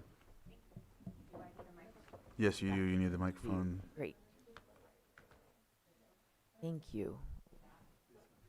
I think I will turn this over now to the applicant's team for their introductions and presentation. I'm Angie Dodd, agent for the applicant with North Point Consulting Group. I will be giving the presentation, and with me is Praj Wright, licensed civil engineer experienced in transportation engineering, and then James Anderson, attorney at law with expertise in CEQA and land use. Right, and as I stated to the other group, let's try to move through this pretty quick, but I we'll tend to talk really fast, so I will try to slow down, and I've made a shortened version, so hopefully this will go pretty quickly. My timing was less than 30 minutes. We'll see if I can keep that up. So I wanted to thank you for letting us present today, and I wanted to thank the planning department for all their assistance on this project. This is one of the bridges on Poverty Flats that was discussed. So quickly, what the Poverty Flats application is, it was applied for. Oh, sorry, I've got to do both because I can't read up there. I have an eye challenge. There we go. Sorry. So it's 5.69 acres of outdoor cultivation area. That's what we're saying is canopy, but what will actually fit in that, if you consider aisle space and everything else, is probably going to be about 70% of that over the almost 200 acres of property. There's 4 ancillary greenhouses for immature plants or nursery for on-site only. Solar power with a backup generator, 79,000 gallons of irrigation water storage, 15,000 gallons of dedicated fire storage with a fire riser, 2 regular employees and up to 7 seasonal, no tree removal. There's a preliminary grading plan that was included with the application that was part of the confusion today. That is the grading that was evaluated in the CEQA document as part of that, was it GR 25 something something? There's a minimum setback of 100 feet from streams, no off-site residences within 1 mile of the project, and there is an executed monitoring agreement with the tribe.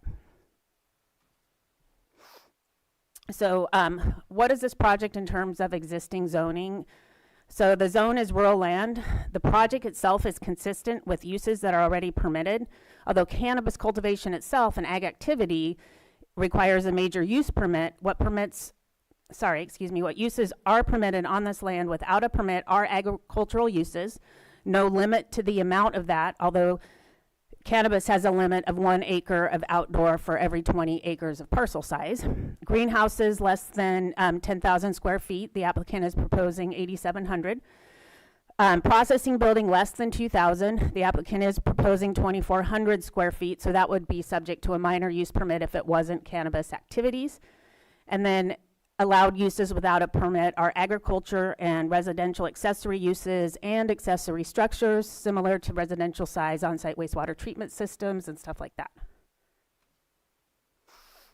The Poverty Flats applicants, they will speak during public comment, but the property is family owned and it's been owned and maintained as a ranch since 1978. Kurt Barthel is a retired deputy labor commissioner, formerly worked for the Lake County Sheriff's Department and Welfare Department. Robert Barthel is a retired city employee of Lakeport. Jeanette Derry is a retired school teacher. This family is dedicated to the responsible stewardship of this land, and over the years, they've done a lot of cleanup on this and maintenance of this property. So the project appeal, it's being brought forward by an opposition collective focused on extinguishing commercial cannabis projects in Lake County. As you are all aware, they did a huge document jump of thousands of pages the days before the hearing. And in reviewing those documents, which we have spent the time to do, there's heavy use of comments submitted in opposition to other projects. Many don't relate to this project. Comments show signs of heavy AI use, including flawed structure and incorrect case citations, suggesting a focus on word count rather than substance. Comments, while intended to relate to the project, are clearly part of a larger campaign. and comments amount to a great deal of hand-waving, seemingly intended to distract the board from relatively simple underlying CEQA concepts that favor the Planning Commission's decision to approve the project. So I wanted to point out the expert contributors that contributed to the responses and the documents in the record. I myself am a licensed civil engineer with a PhD in water resources engineering. I have over 30 years experience in water resources, hydrology, groundwater, civil engineering projects, and then I even did a stint as a traffic safety engineer at Caltrans. Living in a small county, you kind of have to do a little bit of everything. Praj White is a licensed civil engineer working almost 30 years in civil engineering, transportation engineering, and transportation analysis. Geo Graining has a PhD, conducted the biological and botanical resource assessments, and he has a PhD in those sciences. James Anderson and Brad Johnson also assisted with addressing land use components and CEQA components. So what is the CEQA standard? The appellants invoke CEQA in their comments, but fail to clearly articulate the correct legal standards that must guide the board's decision. In adopting an ISMND, which is an initial study mitigated negative declaration, I'm going to say MND or initial study, that's what I mean as an ISMND. CEQA states that a lead agency must prepare a negative declaration or mitigated negative declaration if the initial study shows that there is no substantial evidence in the light of the whole record before the agency that the project may have a significant effect on the environment, or the initial study identifies potentially significant effects, but the proposed mitigated negative declaration would avoid or mitigate these effects to a point where clearly no significant effect would occur, which was shown in this case. The fair argument standard is thrown out quite a bit. What is the fair argument standard? When reviewing a challenge to a lead agency's adoption of an MND, a court will evaluate whether any substantial evidence in the administrative record supports a fair argument that the project may have a significant effect on the environment. Substantial evidence are facts, reasonable assumptions predicated on facts, or expert opinions supported by facts. What is not substantial evidence? Argument, speculation, unsubstantiated opinion or narrative, inaccurate, uncredible evidence, personal non-expert observations on technical matters, or non-expert non-expert testimony on technical subjects. And then we talk about preparing an EIR, which was brought up quite a few times for controversial projects. Can an EIR be required in this case? No. Public controversy regarding an alleged environmental impact cannot in itself require the preparation of an EIR, nor can the mere possibility of an adverse impact on a few people as opposed to the environment. When the Planning Commission adopted the ISMND, they correctly determined that there is no substantial evidence in the record that supports a fair argument that the project may have a significant effect on the environment. As shown to the responses to the appellant's claims, nothing constitutes substantial evidence supporting a fair argument standard. On this basis, and on the basis of all the evidence in the record, the board should deny the appeal and affirm the Planning Commission's approval. Just going back to what Poverty Flats is.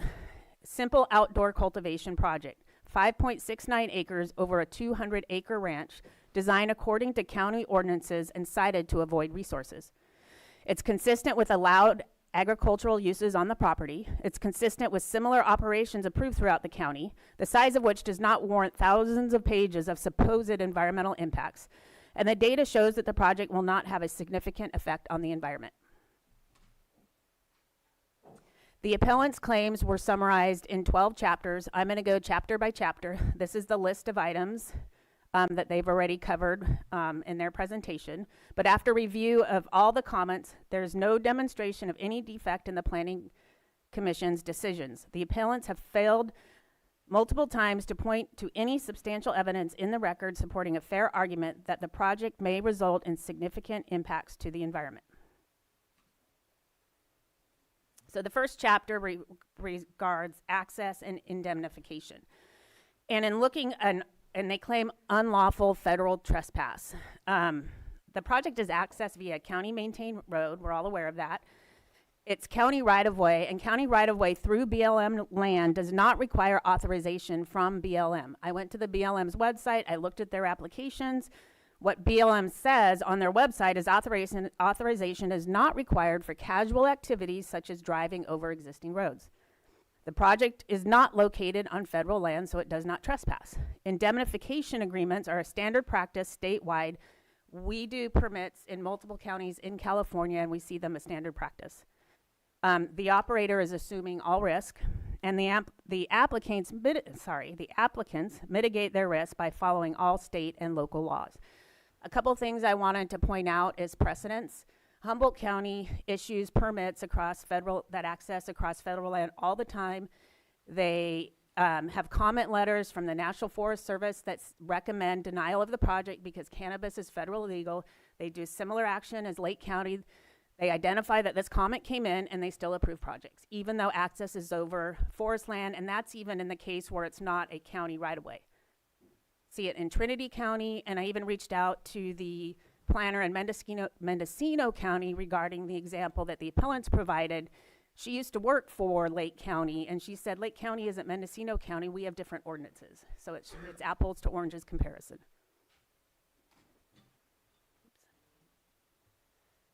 Ooh, okay, so the next chapter, road safety, mostly refers to High Valley Road. There's the argument that there was an improper use of vehicle miles traveled for safety evaluation, that cumulative impacts weren't addressed, and that High Valley Road has design deficiencies.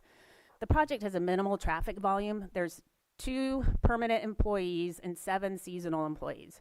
The project is consistent with allowed uses, as we've already discussed, which have already been considered in the county zoning code and general plan, so that traffic was already accounted for in those documents. The project does not propose any changes to road alignment or other features and does not result in the introduction of any obstacles that might hinder emergency access or traffic safety along High Valley Road. No roadway improvements are warranted based on the low traffic volumes reported by Caltrans for High Valley Road, which is about 45 to 55 vehicles per hour. A roadway capacity, and that's peak hour. A roadway capacity analysis was conducted by Mr. White, and it's in the document that we uploaded, the response to the appellant's comments. This analysis shows that High Valley Road is operating well below roadway capacity. Capacity is between 825 and 975 vehicles per hour that's level of service E in roadway lingo, meaning that's the capacity where you have a traffic jam. There was also an evaluation of collision history. It was done improperly per traffic safety standards. You only do collision history based on collisions themselves. There were 9 collisions over the most recent 5-year period. I evaluated those 9 collisions. Most were due to driver error or DUI, and then one of those was a pedestrian error. And when looking at the trends, which is in the document I provided you, there are no trends linked to the proposed project traffic. So the appellants provide no substantial evidence of a fair argument that the project would exacerbate hazards on High Valley Road because none of the claims indicate that the project has a component that would increase hazards due to project design features or through the addition of new incompatible uses. Appellants fail to show how the small amount of increased traffic is incompatible with current uses and would add a hazard to High Valley Road. So there's discussion on fire safety regarding 4290 compliance, not applied to High Valley Road. The road is unsafe for evacuation, and the ridgeline must remain undeveloped for fire safety. For this project's review, 4290 applies to the on-site access only and is triggered by the new 2,400 square foot structure, which in Lake County is considered a commercial structure. Mitigation measure WDF1 ensures compliance with that standard. Article 27, access standards for cannabis projects, only applies to on-site driveways and not county roads. The project was routed to CAL FIRE for review. No concerns were raised regarding High Valley Road. CAL FIRE comments regarding the project were addressed by the applicants by adding fire storage, meeting on-site road standards, and including defensible space around structures. High Valley Road was successfully used by firefighters during the recent fires. The applicants even helped CAL FIRE and allowed them to use their property. The roadway capacity showed High Valley Road is operating well below capacity. The project traffic is negligible. And again, the project area is only 3% of the entire parcel area, and it's a very small component of that ridgeline. The property owners routinely maintain the property by removing fuel, maintaining fire breaks, and providing access to water on site. As part of the building permit process, CAL FIRE and county inspectors will verify compliance with Section 4290 prior to issuance of a building permit. The appellants failed to show how the small amount of increased traffic or project design features would have any contribution to evacuation or the ability to fight fires. So you're at your 15 minutes, but you continue. Okay. Next is what is reference to the ministerial grading, GR22, the complex grading permit and piecemealing. I think this got handled by planning staff. That 22-12 was issued prior to the use permit.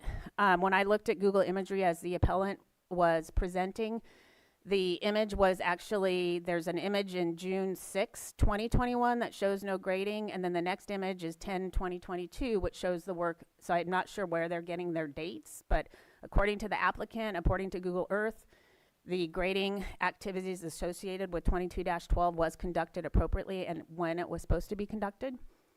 The water line repairs were part of an existing, existing water lines, and the work was done within the existing roadway.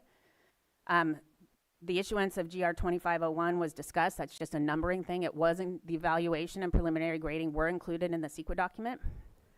And a grading permit will be obtained after, once the project has seen approval and an engineered final grading plan has been prepared. There was no illegal grading or piecemealing conducted as part of the applicant's activities. Procedural brief, responses. So there were many claims regarding CEQA. I'm going to let James handle this later, but just quickly, over and over, it appears that the applicant's claims are based on information that fails to demonstrate a valid CEQA deficiency. Lake County staff held this applicant and the application documents to a very high standard. Baseline conditions were developed based on reports and findings of technical experts. Recirculation of the ISM&D is not required if revisions include only minor technical changes, clarifications, amplifications, and insignificant modifications. AB 52 consultation was conducted. I actually reached out to Clifford Moda because the applicants reached out, and I wanted to clarify what went on with the grading and make sure that the mitigation measure was appropriate. And he indicated that he really did want to have a monitoring agreement in place for potential activities on site due to resources. So I encouraged the applicant to go ahead and move forward with that agreement with the tribe, and that was done. There's the claim that a mitigation and monitoring reporting program wasn't done. That isn't required. Conditions of approval is an option for that, which was done. County staff did a detailed CEQA analysis, accurately representing baseline conditions and level of analysis required for a project of this type and size, and they did multiple levels of review, both local and state, and public comment before being adopted by the Planning Commission. This is just an example of all the that whole list of state agencies the CEQA document is routed to when it's uploaded to the state clearinghouse. Biological resources, a detailed assessment was done, both biological and botanical, by GeoGroning. Methods followed standard practices and protocols. The study area was determined based on the location of the project elements and proposed areas of disturbance. The project is located on ridges and set back at least 100 feet from all on-site Class 3 drainages and much farther from all other water courses, including potential wetlands. The biological resource assessment did not identify any water resources within the proposed project areas. And concluded that the project areas have been designed with 100-foot setbacks from channels and are situated on flat ridge tops. Because of these avoidance measures, no direct impacts to water resources will occur. A site visit was conducted recently with CDFW in October, just in preparation of the lake and streambed alteration agreement. No issues associated with the proposed project or the site were identified during that site visit. Multiple mitigation measures are incorporated for erosion control, for water resources, water board and grading permit compliance, restricted grading work window, and nesting bird surveys prior to construction, along with compliance of those rules incorporated by law. No substantial evidence of significant impacts have been demonstrated, and mitigation reduces impacts to less than significant. I'm just going to skip this slide. It's just more discussion of CEQA and failed to demonstrate the fair argument standard. And then hydrology and water supply. you know, there were accusations made without any technical evidence regarding this. The appellants utilized comments on many different projects out of context and without providing evidence or factual support. The appellant cites on other projects, including the Sowers appeals and Sowers appeal, and misuses the information provided by me on that appeal. That was an 80-acre cannabis project with thousands of square feet of processing. That is a whole different situation. The appellants make faulty conclusions based on a misunderstanding of the information regarding the local geology and groundwater formations. As a licensed professional, I prepared the hydrology report for Poverty Flats. The well associated with Poverty Flats is not in the same aquifer system as Sowers or Monte Cristo. Thus, using information from these projects is misleading. I prepared a detailed report including estimates of supply, demand, cumulative analysis, impacts, etc. The surrounding wells within a half a mile were included. The closest well is over 2,500 feet away, and I included that well in the analysis. That's an adjacent cannabis cultivation site. I interviewed that applicant on their well use and how prolific their well is to help in the conclusions in the report that I developed. The radius of influence of the project well is about 350 feet. The report included recommendations for monitoring and reporting measures, along with suggested drought contingency measures. I include detailed monitoring and measures and recommendations in almost every single one of my hydrology reports because I think that's important for agricultural activities and water use because it's dependent on how much water you're using. And my analysis included the driest year on record and demonstrated sufficient recharge for the cumulative impact area during the driest year and for a very conservative high estimate of demand, assuming the whole 5.69 acres of cultivation area would be cultivated, which is a little high, it's probably 30% high.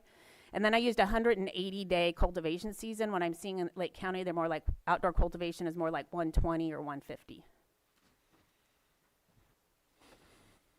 And then again, the appellants failed to identify any site-specific factual technical support to demonstrate there is an impact associated with Poverty Flats. And Bruno, to address your comment regarding use, in my report, you need to refer to the actual maximum daily demand and the amount of water storage. So the amount of water storage, if it's the less conservative or the high conservative numbers, I think is about 3 days. If you use less, it's 4 to 5. So it's a slow fill up and use, so you're not overtaxing your well, and it's over a long period of time. It's not an annual thing. You have to look at peak daily amounts for water use and watering. And then cultural resources, I'm pretty sure this was addressed, so I'm going to skip through it. If you have any additional questions on that, just let me know.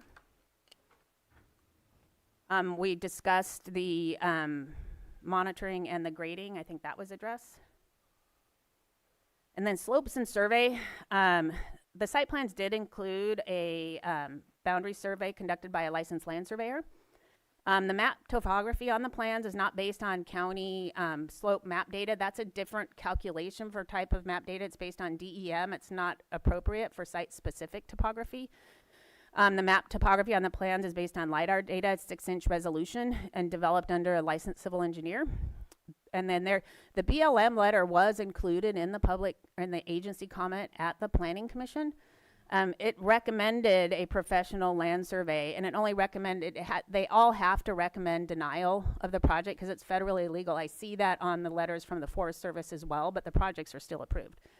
If you could start wrapping up. Yeah, almost done. All right.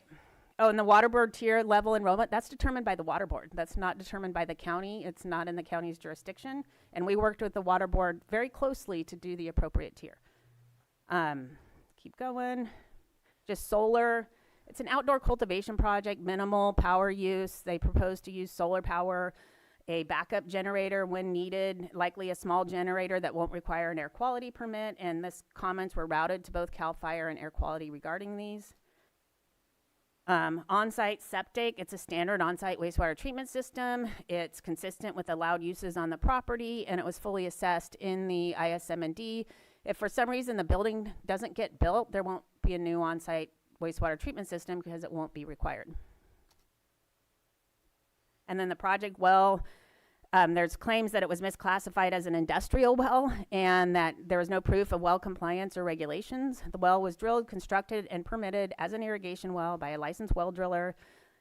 It has a valid permit issued by Environmental Health in May of 2022, and the project doesn't propose industrial uses, which is washing, extraction, etc. And then conclusion, this just restates what I said at the beginning. The project is consistent with allowed uses on the property, and that after review of all documents and as shown in the responses to the appellant's claims, nothing constitutes substantial evidence supporting a fair argument standard. On this basis, the board should deny the appeal and affirm the Planning Commission's approval. Thank you. Supervisor Owen? Your 6 gallons per plant per day estimates, is that an average? Was it, what? Is it per day? I don't use that estimate. I use it as one. I use it as one. I base my estimates on square foot, and I also base it on flowering versus the different scales of a plant. I'm drawing a blank on the other one. And it's the 2 stages that go. So I don't, vegetative stages. So I use it by square foot of plant, not by per plant. And that 6 gallons per plant is for a very large plant. Okay, yeah, I was just Googling it to find out what, and it has like about a double that figure for a large plant. It has on here about, I think it was 10 to 15 gallons. Yeah, I base it on square foot from certified sources, and it's very common numbers used in multiple counties. Okay, I was just. And I do a big spreadsheet analysis based on size of plant, based on flowering and vegetative states, so it's more complicated than just the 6 gallons per plant. Sure, because from the time it starts to the time it matures, there's a huge difference. That's what I was asking. Though your information is bringing forward, is that an average on the full length of the plant, or is that at the higher end of the? So when I do the needs. Yeah, I'm not looking at the report in front of me right now, but I usually calculate the average, and the average over the year tends to be a little bit higher than that 6 gallons. The standard is about 500,000 gallons per acre that we see throughout more arid regions, and that accounts to something like 12 to 15 gallons per square foot per year. And which is consistent with what you see for irrigation, where you see about an acre foot per acre. Right, so it's about double the because what you're more worried about isn't the early on, it's when water gets more sparse, and that's what we're worried about, whether you actually have enough water to maintain it in the higher, as the plants get larger, not an average, but at the peak. Absolutely. And that was my question. Yep. Supervisor Sabatier?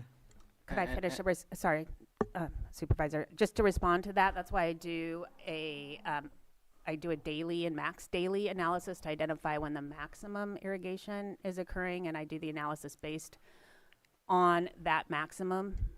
And then, like any agricultural activity, you need to curtail your agriculture when you don't have water. So, and that is a definite agricultural activity. And one of the issues we've had is water, obviously, throughout the county. All right, Supervisor Sabatier? Yeah, and I just wanted to say that on page 2 of the hydrology report, it does have the month-to-month outputs of how much water is to be utilized, so you do see the increase. And I would suggest that looking at Google, I have seen giant trees, and I have also seen what our legal cannabis does. Nobody's trying to make it on the cover of High Times anymore. They're trying to make some quality cannabis in order to make it in the market, and I have never seen anything taller than maybe 4 or 5 feet on a typical farm. So, and again, it would take up so much more room that you'd have less plants, and so it might still be the same water amounts, but I know that we've seen a lot of these with the amount of water being utilized. Just a brief question on the hydrology report. There's no static level specific.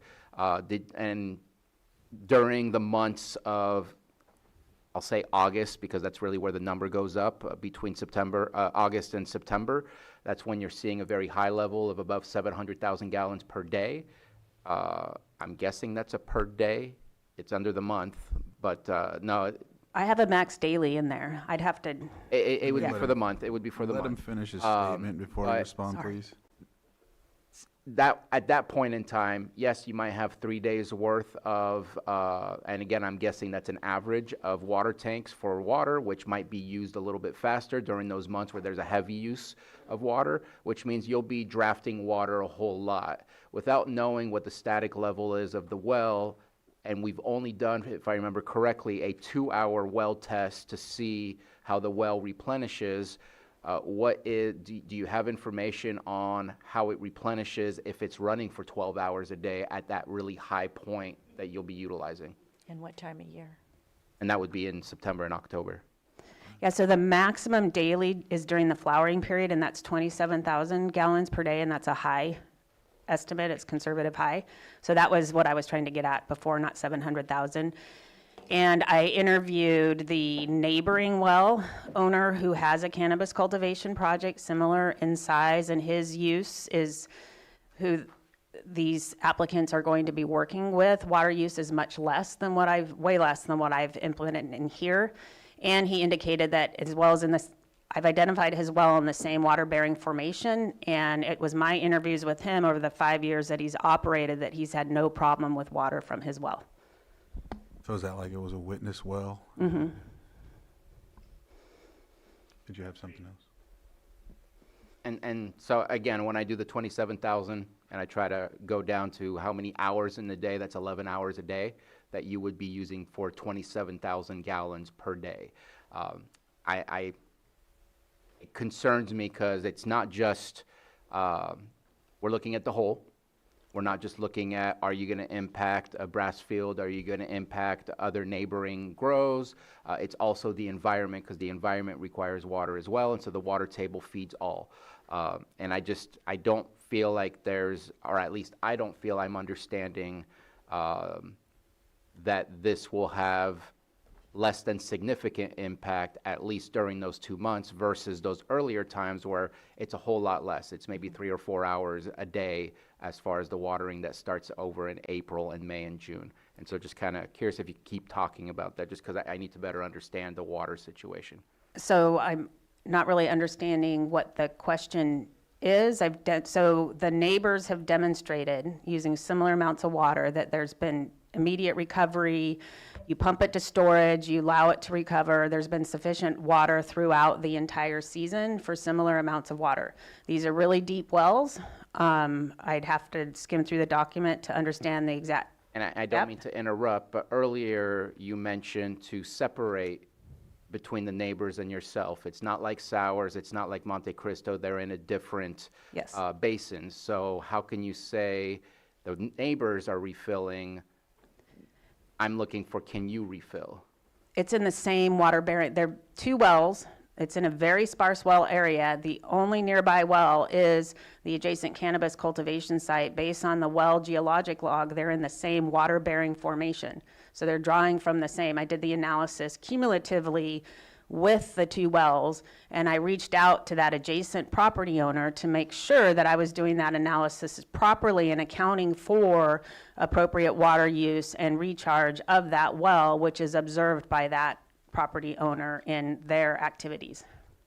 I think maybe clarifying that the 2 wells are up on the ridge and they're not down in the valley, and she's identifying that the ridge aquifer is a different water bearing formation than that down in the valley.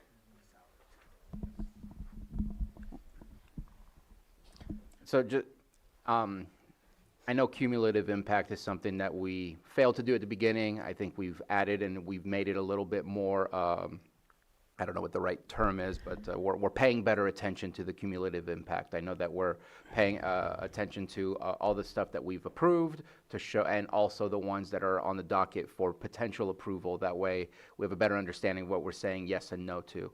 But is the cumulative impact only human activity, or does it entail also the needs of the natural environment around you as well? Because if the water table goes down and we know it's a high fire hazard area up there, doesn't that potentially create for drier environments for that area, especially when you're drawing a whole lot of water, is when we're seeing some of our most hazardous times for fires. But we're drawing water from like 200 to 300 feet deep. It said 400. I'd have to scroll down to the well report to figure that out, but just giving me time to I get the think data. it said 400. 400, so it's a pretty deep well. So in terms of impacting vegetation on site and around, that aquifer is well below surface. And it's isolated. And it's isolated to the ridge, yeah. Supervisor Owen? Okay, let me see if I can articulate this where you can understand my thought.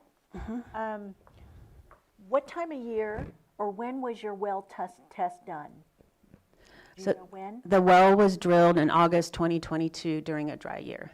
Okay, so it was, okay, that's what I was looking for. And then I believe, if I understand Supervisor Sabatier's question, is you may not be on the same aquifer or on the same, as the water goes through the ground as your neighbor. Therefore, have you done the studies on your well as far as the recharge on your well? Because You mean a it's not 4-hour always- well test? Yes, more than a 4-hour well test, like what the recharge is. So typically in Lake County, it's a 4-hour well test. But you haven't done yours. Not on this project, no. That's what I'm asking. But I wanted to also point out that there are things I add to my hydrology reports, because even if you conduct a 4-hour test, even if you conduct a water system 10-day test, we all know that groundwater changes. And it's possible that it changes, and it's underground. You see my caveat in my reports. There are unknowns that exist there. And this is an agricultural project, and agricultural projects rely on reliable water. So I add mitigation measures into my analysis for detailed monitoring and reporting. These have been incorporated as mitigation measures. For me to make a conclusion of no significant impact, these wells need to be monitored from a operational basis, which is what the county requires, a monitoring, and on a seasonal basis. What's the water level in the well at the end of the season? What's the water level in the well at the start of your next season? Is it truly recharging? If not, what's your plan? Provide that plan identify that to the county, provide that plan to the county. That's part of their mitigation measures for this project, is they have to monitor and report for those activities. That's how I account for that unknown in a groundwater aquifer and these isolated ridge aquifers. That's really, really important for water supply. Examples of those mitigations would be more efficient irrigation systems, less plants, less square footage. That would be the adjustments that would have to be reported to stay in compliance with the mitigation measure. Well, I'm glad that you did the testing in August, because I know we've had others come before us that had done them on a rainy March, on a heavy rain year. And they're trying to bring those forward as this is what our well produces. Thank you. You're welcome. From the board. Go ahead, Supervisor Sabatier. Yeah, just my last thing is just something that unfortunately keeps coming up, and I guess I like to be a little consistent in my arguments, is the scenic corridor. We keep using the 500-foot setback. That 500-foot setback is not a written setback in our zoning ordinance. It is a manufactured internal policy that has been done. I would love to see the scenic corridor come back with greater detail so that we can make that happen, because it's hard for me to accept doing a setback on something that right now the law as written it speaks to the whole property. It does not speak to a specific area within the property. It does not describe how to dissect the property of what's approved, what's not approved for scenic corridor. And this is the third such situation coming to us as a Board of Supervisors with an appeal that has a scenic corridor setback that is being utilized that is just not in our statute as far as the setback goes. So I'd love to see if, again, there's new information to state otherwise, but from what I understand in our last conversations, There is just nothing that says there is a setback. It is a parcel scenic corridor, not a 500 feet from the road setback. Thank you. Your request or your interest in developing a better thought-out policy has been noted and is actually included in draft Lake County 2050 documents to make sure we don't set it aside indefinitely. Through review of past correspondence with former directors, it has looked like an internal policy with a preference to avoid involving an entire parcel for the purposes of not prohibiting development for, say, a 500 or a 600 acre parcel because part of it crosses into a scenic corridor. So that is going to take considerable thought, as well as figuring out what other jurisdictions are doing and evaluating in order to present something to the board that will then become formal policy. But we're not ready to do that yet. All right. With that, Lloyd, just wanted to see if public input, do I do that or only the sworn? Your board may, thank you, Mr. Chair. So your board may wish to see if there is other testimony to this effect. And your board also has the discretion to allow for rebuttal testimony. So it's really, it's up to your board as far as the order of this. For purposes of anyone who hasn't spoken yet, That's where I was going. outside of the main sides of this appeal hearing, and then allow for rebuttal. That is an option for your board. I'll bring anyone up that hasn't spoken yet. If you have a comment and you'd like to speak on this project, please come on up. And let's try to keep it very brief. We'll go with 2 minutes at best. At best. Is this public comment part? 2, yeah. Yes, yes. Okay, good afternoon, Chair and Supervisors. I was kind of hoping our attorney would be able to speak. My name is Kurt Barthel, okay? B-A-R-T-H-E-L. It's not Bartel. Poverty Flats Ranch is a small family-owned and operated ranch owned by myself. I'm a retired Deputy Labor Commissioner. My brother, Robert Barthel, also known as Bobby, a retired City of Lakeport employee, and my sister Jeanette Derry, who is a retired school teacher, especially high school. We have owned and maintained this working ranch since 1978, so we're longtime residents of the county.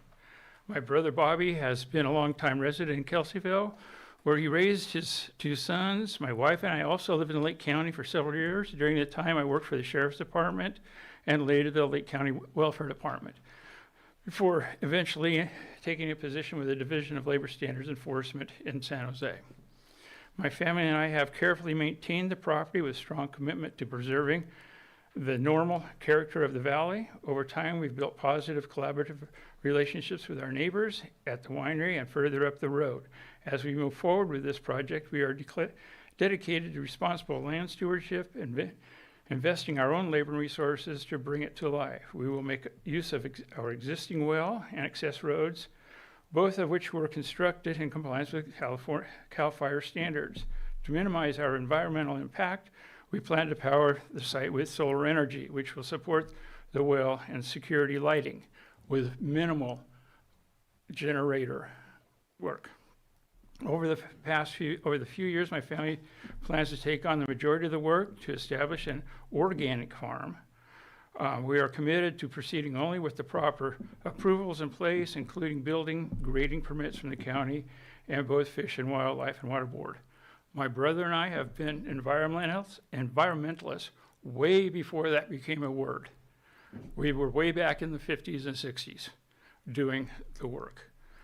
There was mention by someone of the public law about law enforcement activity. This past winter, a drunk driver who appeared to attempt an impromptu road rally up High Valley Road, but missed a turn and launched over the edge. The incident prompted a response from the Sheriff's Department, Highway Patrol, Fire Department, and an ambulance. To our knowledge, this has been the only enforcement activity in the area since my family acquired the property decades ago. We can wrap up. Yep, approval of this project will provide my family with a diversified source of income, helping us financially sustain and maintain our property. We sincerely thank you for your time and consideration in the approval of this project. Thank you. Thank you.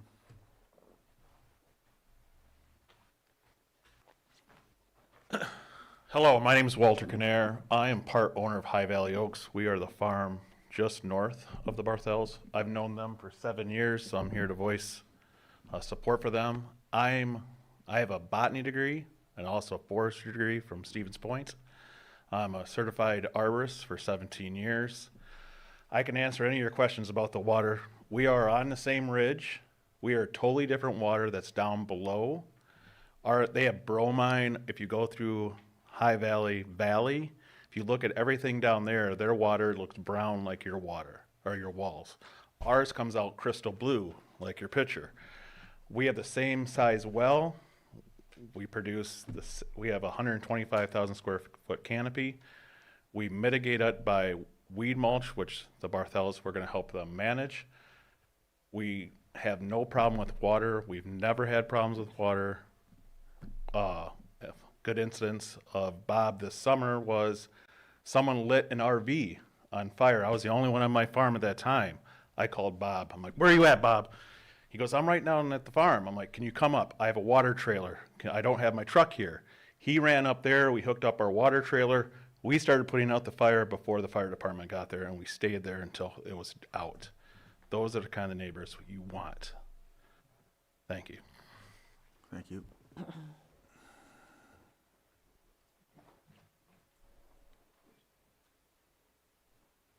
Good afternoon. My name is Richard Knoll. I'm a planning consultant from Lakeport. I am not consulting on this project. I'm not working for the Barthels. I have known Bob Barthel for many, many years. I worked with him at the city of Lakeport. I did submit a letter of support for the project and recommendation to deny the appeal. That's marked as Exhibit 239 out of 245. I hope the board has had a chance to read that letter, but I would like to emphasize 3 points. Number one, that the mandatory findings set forth in the CEQA initial study indicate that implementation of and compliance with mitigation measures identified in each section would reduce project impacts to a less than significant level. That's coming from your staff. Number two, the proposed project has submitted documentation, technical reports, and plans really costing tens of thousands of dollars in accordance with the county zoning ordinance in support of the project. There are considerable facts and information in the CEQA initial study which support approval of an establishment of the project on the subject property. The third point is that cannabis farm income, generation of county revenues, employment opportunities, and increased expenditure of employee disposable income within the county will all help enhance and maintain a healthy local economy and produce jobs. Regarding the appeal itself, in my opinion, the appeal is procedurally defective under Article 58, which states that the appeal has to be accompanied by a written statement indicating that there was an error made by the Planning Commission or that there was abuse of discretion. I don't see any specific reference to that in the appeal documentation. And that ought to be the first thing that is checked off when these appeals are submitted. Thank you. Thank you.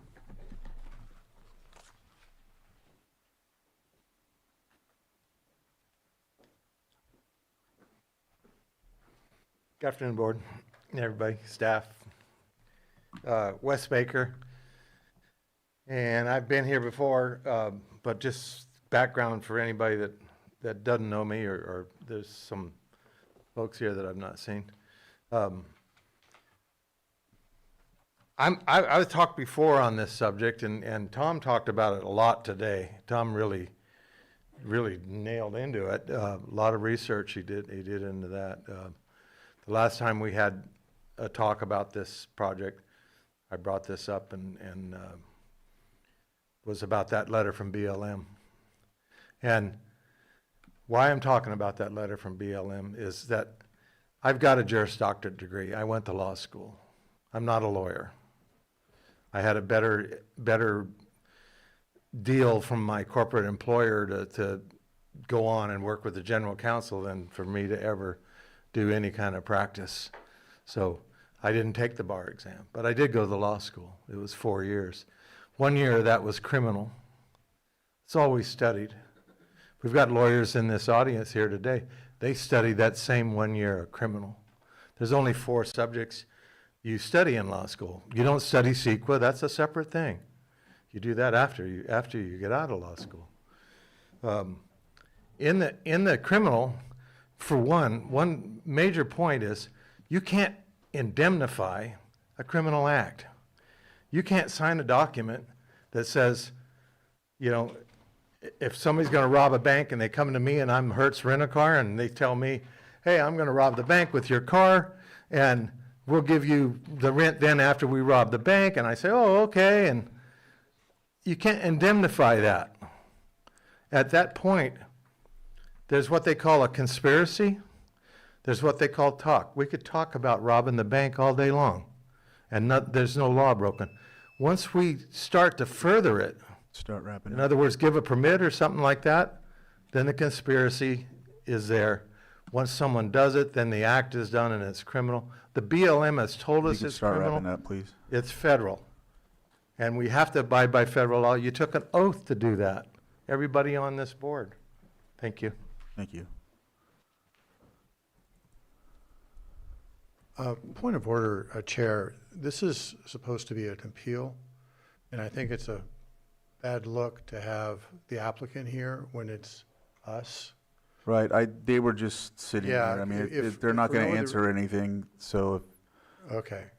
This is a point of order, it's not my public comment, but I think this is a bad, they're not answering any questions from anybody. They just sat well, there. then I would Unless respect, if I may, just as a suggestion, to have all of us that aren't normally up in here in the dais. Okay, if it's fine, can the group exit back to the?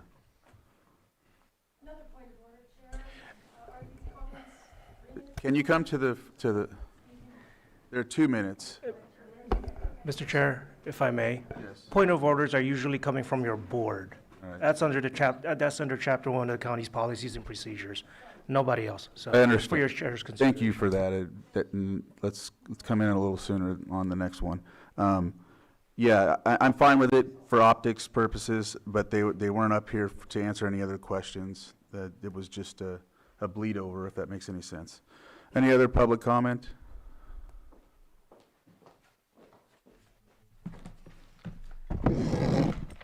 Good afternoon, Mr. Chair and Board. Thank you so much, Margot Kambara. The appellant team appreciates your time and attention to this important subject. We did not finish all our presentation. What I want to provide is a summary. We have been told by the applicant that we did not present substantial evidence. Here it is in summary, 12 points. First, grading. Illegal grading destroyed the CEQA baseline in violation of section 15125A, and the county removed the required complex grading permit from the MND, creating significant new information under section 15073.5, mandating recirculation and invalidating the approval. 2, procedural CEQA process. 2 materially different MNDs were used, one circulated and one approved, which is a textbook violation of CEQA's disclosure requirements under sections 15087, 15088, and 15073.5, and no agency may lawfully adopt a CEQA document that has never circulated to the public. 3, fire safety, PRC 4290. The MND illegally limits fire-safe road analysis to the driveway instead of the entire access route, violating PRC 4290 and SEQA Appendix G. And because evacuation feasibility was never evaluated, SEQA requires an EIR as a matter of law. 4, roads, federal land access. The project depends on access across federal land without a required right-of-way under 42 U.S.C. Section 1761, and BLM confirmed they cannot authorize cannabis transport. CEQA cannot assume an could start illegal wrapping up, please. access route, making the M&D unapprovable. Biological surveys were conducted before illegal grading and only on a fraction of the Start parcel. wrapping up, please. Well, the other things that we didn't cover is our rebuttal to hydrology, water, and septic. Hydrology conclusions contradict visible drainage channels and illegal trenching that alters flow, and without slope stability and downstream erosion analysis, CEQA Section 15064 requires an EIR because a reasonable possibility of significant impact exists. Solar infrastructure, cumulative impacts, We can BLM start wrapping up. identification. Solar infrastructure goes to the heart of fire. One more, just solar. The MND conceals substantial infrastructure, including trenching labeled as, quote, fire suppression, end quote, despite matching site plans, which violates CEQA's whole of the project rules, section 15378, making the document legally inadequate. Thank you. Okay. And just for clarification, Lloyd, no, forget it. I'll ask you later offside. Chair Crandall? Yes. Given that there was one of those points that seemed to imply strongly that we did a bait and switch on our Right. CEQA document, we'd like to just repeat the dates of public circulation and assure the board that what was circulated publicly was what the Planning Commission used to base their decision. Okay. We do have those dates if the board would like us to repeat them. No? Okay. All right. Let the gentleman, I don't think he got to speak yet, so then anyone who hasn't spoken, please come This up. is James Anderson, attorney on behalf of the applicant. I just want to question, as a point of order, are we going to have a rebuttal period? And that's at your discretion, I believe. Was that Right. And again, I think Lloyd had stated that a point of order comes from this body. I'm just going to check in. Is everyone okay with not having rebuttals, or do you want to hear the rebuttals back and forth? Well, I would say a rebuttal would be appropriate, but for a time, 5 minutes at most, 3 would be preferable, but no one is respecting our timer, and that's really frustrating. I think it's important. Supervisor Sabatier or Vice Chair? Yeah, but maybe a hard cutoff or something. Supervisor Sabatier, then Vice Chair. I'm okay for something short, but I feel that eventually what we're offering is a ring for the appellant and the applicant to step into rather than inform the board. And I'm worried that right now that's what we're leading towards. Vice Chair? I'm okay with a short time rebuttal. Sorry, I am okay and agree with a short timed rebuttal at the chair's discretion. So what we'll do is let the folks that haven't spoke yet, and I see a gentleman, I think you were going to speak. I didn't know if you wanted to briefly, or if you want to wait for the rebuttal and be the rebuttaling.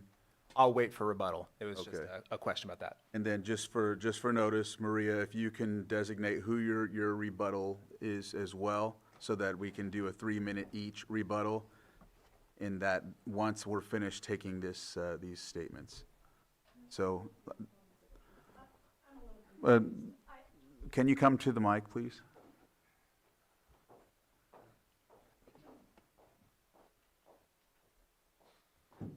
Go ahead. So I'm a little confused. So we're presenting an appeal. They rebutted it. No. No, they're asking to be able to have rebuttals, because Lloyd had mentioned, and you all had mentioned too, a rebuttal, I've heard. No, they did when Angie Dodd sat up there and gave her spiel about rebutting the appeal. All the things that we said, she said are bad, and now. Well, you also asked for like a closing statement or something like that. I think that's what it's really getting to, is one last statement. Is that what we're looking at, or? And how much time do we have for that last statement? 3 minutes 3 minutes. each, just one on each side. All right. After public comment, we still have like 2 or 3 people that want to speak, so. Okay, so at this time, we're opening public comment? We or still am I- we have been in public comment, and we're still waiting for, I think, 2 or 3 more people to speak, so. Okay, so I'll sit down, we'll continue public comment, and then Yes. we proceed from there. Yes, Thank you. yes.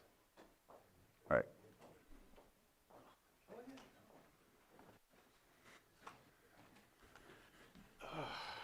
Hi, I'm Charles Morris, and there's a few things that I heard here that it's a little bit disturbing. My only tie to this entire area is that when I was a kid, I was attacked by a mountain lion in that area. And maybe I shouldn't have been there, and maybe somebody was trying to tell me something, okay? And that is the fact that it's so important, the environment. We're all tied together by the lake. It doesn't matter where the hell you live in Lake County.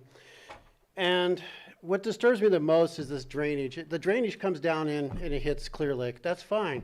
But we have businesses on Clear Lake that don't exist anymore because they get fined by Yolo County because of water that they're not allowed to take. And the only way that water can get there is to come down those damn hills, okay? We're killing the environment and we're making excuses for whatever reason we'd like. I personally think that Yolo County should be involved in this, because every time we grade something, or we stop the drainage, or we do something that takes away from the beauty of the land, we all know that the lake isn't what it used to be.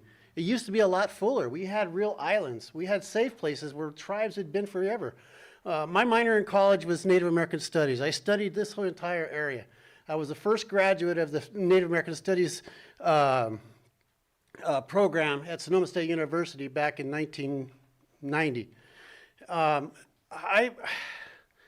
really have a hard time seeing how we're going to justify something when we clearly are not just breaking laws, we're breaking the spirit of the land and the people that have been there forever. And it breaks my heart that the tribe isn't here and they aren't saying these things, and I don't feel it's, you know, I'm speaking for the mountain lion who hit me, who you know, literally, you know, tackled me and gave me a good bite on the top of the head. We have so much that we're doing wrong. Let's do better. That's all I got. Thank you. Yeah.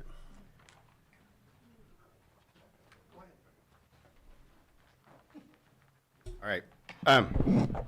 Thank you very much. I just wanted to touch on a couple of points. The appellant identified in the beginning of their presentation that this is not about the project, and they went and commented on their opinions about a bunch of policies. This is about the project, and the applicant defending themselves have demonstrated that. So, sir, you got to speak, and you're kind of rebuttaling right now, so we're trying to allow for people who haven't spoke yet to come up. Okay. If that makes sense. So if just real quick, if there's anyone else that hasn't spoke that wants to come up. Okay, I had two other comments if I can throw them out. Throw them in. Just fair argument that you could put 150 acres of grapes on this property and it would be principally permitted and you wouldn't have to allow all these conditions. And I want to identify on the BLM issue, there's 16,000 cultivation sites nationwide. There's all sorts of activities across federal roads, interstate highways. Permission is never requested, and it's no different than allowing cultivation or a distribution store anywhere. It's just not that big a deal. That ship has sailed. Thank you.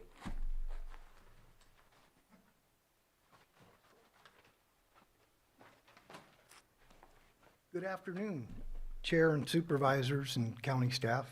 My name is Bob Barthel. I'm a part owner of Poverty Flats Ranch.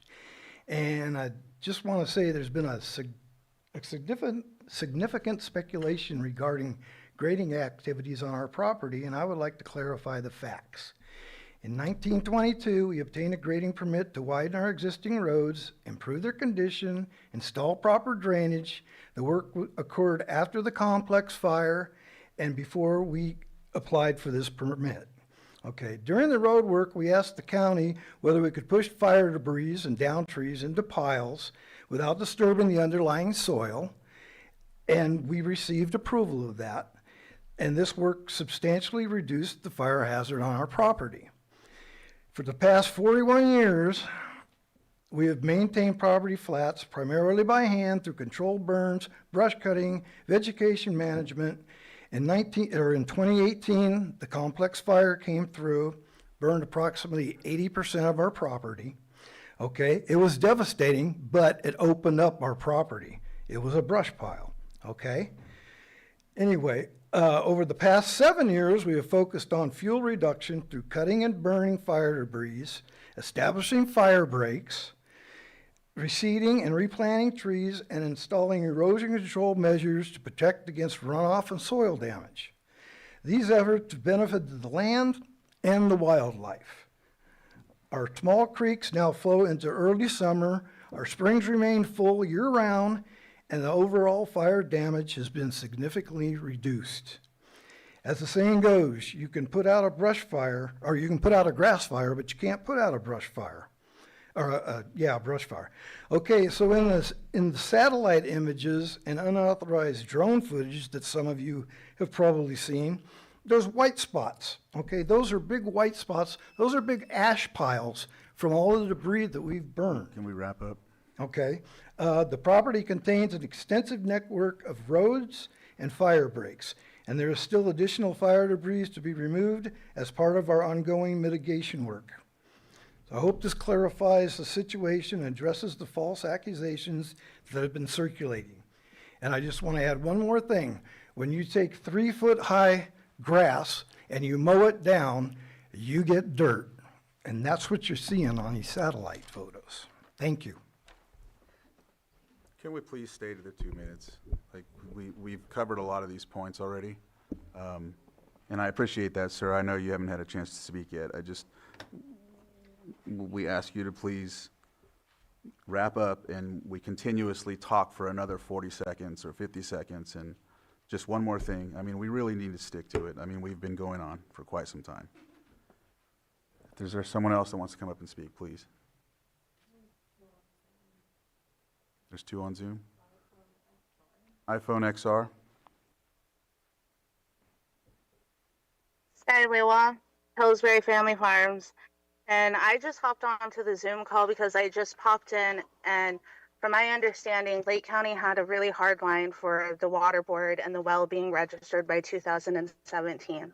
And what I'm seeing is that deadline is not being respected, right? I hear a lot from all the different supervisors wanting to protect the waterways, caring about the neighbors. But the real cold hard fact is if their well was not registered and did not have their well tested in that time frame that we needed it done in order to be a cannabis approved project, we all need to honor that. Walayham. Thank you. Did you want? Forget the title of the. Notice of applicability? Just, we have a deadline of, I think it's Sure. October 31st, That's a completeness item, so I'll 2021. give staff a minute to just confirm, but typically it doesn't get past our pre-application Yeah. meeting without that. Yeah, just wanted to at least prove or not prove that that is there. Yeah. There's another person. Donna, if you can unmute.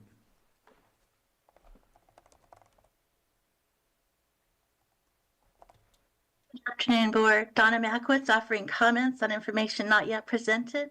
The peregrine falcon and other birds covered under the Migratory Bird Treaty Act have been observed and not mentioned. The bald eagles also has protection under the Bald and Golden Eagle Protection Act.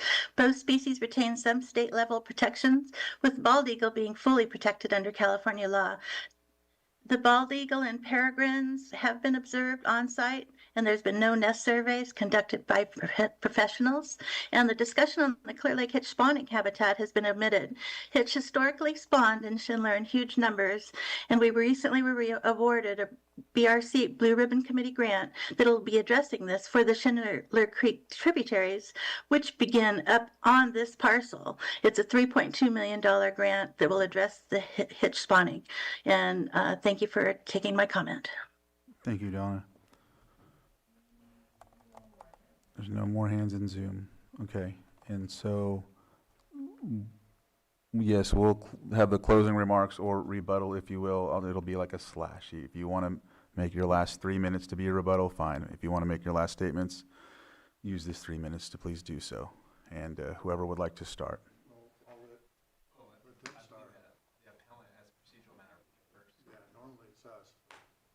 Right. Want to make sure you're okay. All right, so Lloyd?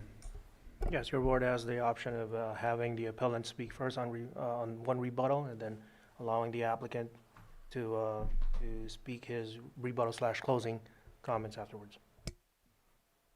I just want to make, if I may, is it okay? Yeah, this is more of the rebuttal. And first of all, I think this has kind of gotten out of control. But what I would like to say as a rebuttal, there was a statement made on the BLM that, you know, roads from the county is okay for casual use, and that's just true. However, commercial activity is not casual use. I would respectfully refer to the document we sent after we received their document on rebuttal. You should have received it yesterday. You also have the presentation. I would also point out that the comment about not having substantial evidence. Well, that's not correct. Substantial evidence includes responsible agency input from the CHP, measured physical conditions, photographic evidence. We've also had credible observations, video recordings, other measurements, comments not from consultants, including Ms. Dodd and including the other gentleman who mentioned in other hearings that the road needs to be measured. The bald eagle has been sighted. Unfortunately, we haven't gotten to that. Ms. Makowitz was there when it was sighted. They tried to question whether, you know, who knows what an eagle looks like, but I'm pretty sure we all know that she knows what an eagle looks like. The comment from Mr. Knoll saying that we didn't have anything that would suggest that the Planning Commission that there was some reason that there was an error in the Planning Commission. The significant amount of prejudicial misconduct that occurred in that meeting is sufficient to warrant the permit to be sent back or denied. You can't have a fair hearing if people are omitting information. The indemnification agreement was not in the MND. It is not okay to have it hidden in back documents. And then finally, well, not finally, but on the grading, the letter we have from CDD shows that Mr. Barthel, and I apologize for mispronouncing his name earlier, at the same time he was talking about cannabis, he was talking about grading, and he blamed the grading on CAL FIRE. So he had full intention to have that grading. The aerial imagery taking immediately after that email was dated shows significant grading already performed. It was blamed on not CAL FIRE, but fire responders. We show all this information. You have the slides. Unfortunately, we're not able to get through all of them. You have all the documentation. We have substantial evidence that shows that this permit should be denied and the appeal upheld. Thank you. Thank you.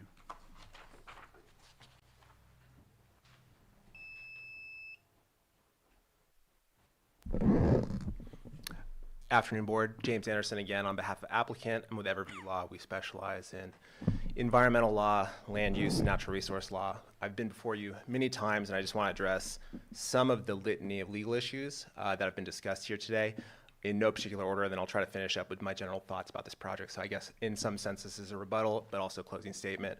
First of all, appellants make several references to the fact that the MND didn't analyze certain documents such as an indemnification agreement or BLM access routes. Those aren't subjects to be analyzed under CEQA. CEQA is focused on the environment, not lawful access, not the internal politics or agreements created by the county for cannabis applicants. So that's the first point. Second point I have is that the appellants frequently and systematically refer to substantial evidence in the record that they have technical experts that have commented on this project. That's not true. they're taking comments out of context for different projects that were located in High Valley from a different time with different project components, with different project operations, with different vehicle types, and all sorts of different aspects, and applying them to this project, and that in itself legally cannot be substantial evidence. And I just want to return to the fair argument standard more generally.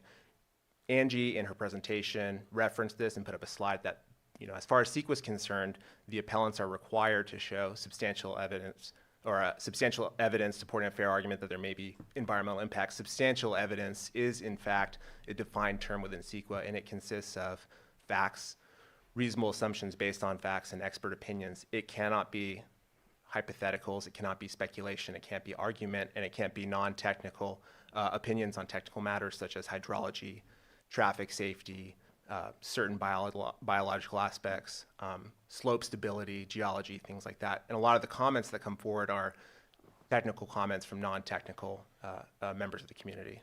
So I think I want to take a step back. I know that I only have 3 minutes. I'm going to try to respect the time and look at this more broadly from Lake County. I've been in these chambers a number of times in front of you about a number of projects, and I've participated in the update to the cannabis ordinance, and I've heard your board grapple with projects before and the cannabis ordinance in general, and I know a lot of these projects are appealed. And what I hear generally time after time when I'm here is your board struggling with what projects the county needs to approve. I think it's clear at this point that the county has accepted that cannabis is going to be part of this community in this county, and you're trying to determine where it should be.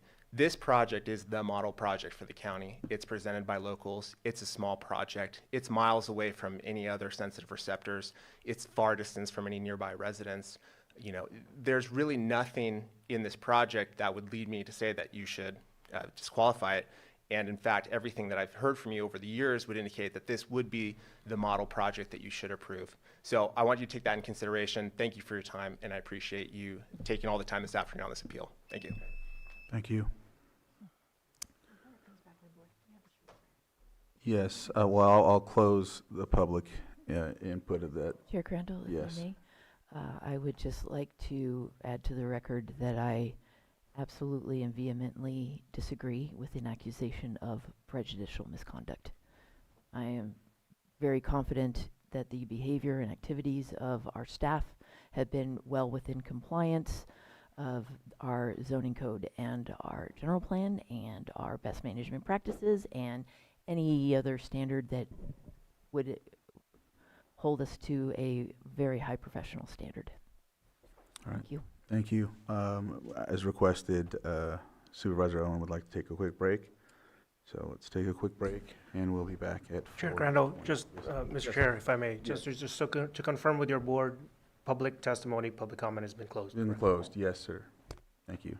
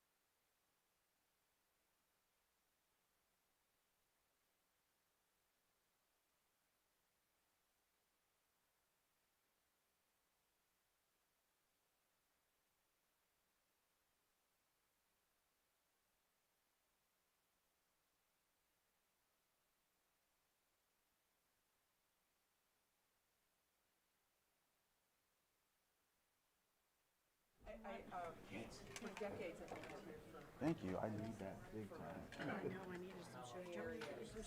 Oh, no, I'm okay on that, I got it, yeah. All right.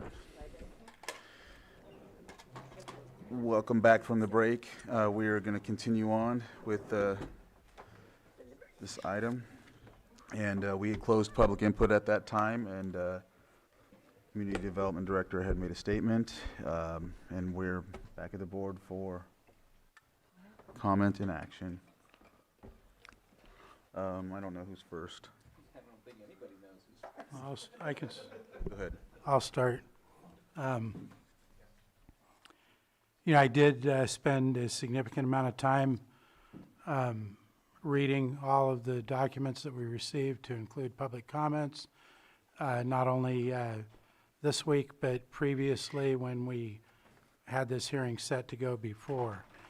And I do appreciate everybody's concern and for what they think is appropriate, but where I'm at with this is, our job as the board here is to review this project and make decisions under our ordinance of Lake County regarding zoning in these projects. And there's a set of criteria for that. I'm not going to go through them all, but I've got them here in front of me, and that's what I'm trying to focus on. And I see this project as being a small project that's got a low impact actually on the environment compared to other ones that I've seen in the past. So in all of my review and looking at everything, I feel like the project fits for this location for many different reasons. And I'll stop there for now. Supervisor Sabatier? Thanks for breaking the ice there, Vice Chair. So I appreciate all the comments. I wish they were a little bit more towards the topic rather than arguing about arguing, just for the sake of arguing. I think, so I want to touch on the documentation. Massive numbers of PRAs, emails being put out, potentially taken out of context. And I'm looking at staff, and that makes it really much harder, because your intentions are to do your job, to come in here and follow directions that we provide, and then your words kind of get used against you. Unfortunately, it's also a learning moment of sometimes we just really need to be careful about everything we do. We live in a very digital world, whether we're walking outside or whether we're working on our computer. Everything is being recorded, and there's emails in there where I don't think there was malintent, but I could see how it could be taken out of context and used in a way that says, look, there's prejudice. And that sucks, because I've been there. Same thing has been used against me. And it's not a fun situation. So I hope that you're able to navigate through those troubling waters, because that's not fun. There are, and I disagree. I think that the appellants had arguments. They argued about the road. They argued about fire. They argued about certain things. I think that makes for a legitimate appeal to a project, because those are legitimate things that we should be reviewing. I don't agree with the far majority of what the appellants were offering. I think that everything looks good to me except for one thing that I struggle against, and that's the scenic corridor. And again, I'm going to stay consistent with past behavior and future behavior until this changes. In our scenic corridor, it says you can only do 5,000 square feet of ancillary or processing facility, and there's more than 5,000 square feet of building that will be put up. I don't understand how that area of High Valley is still a scenic corridor. It is not highly traveled. It's not a highway that brings people to our community. So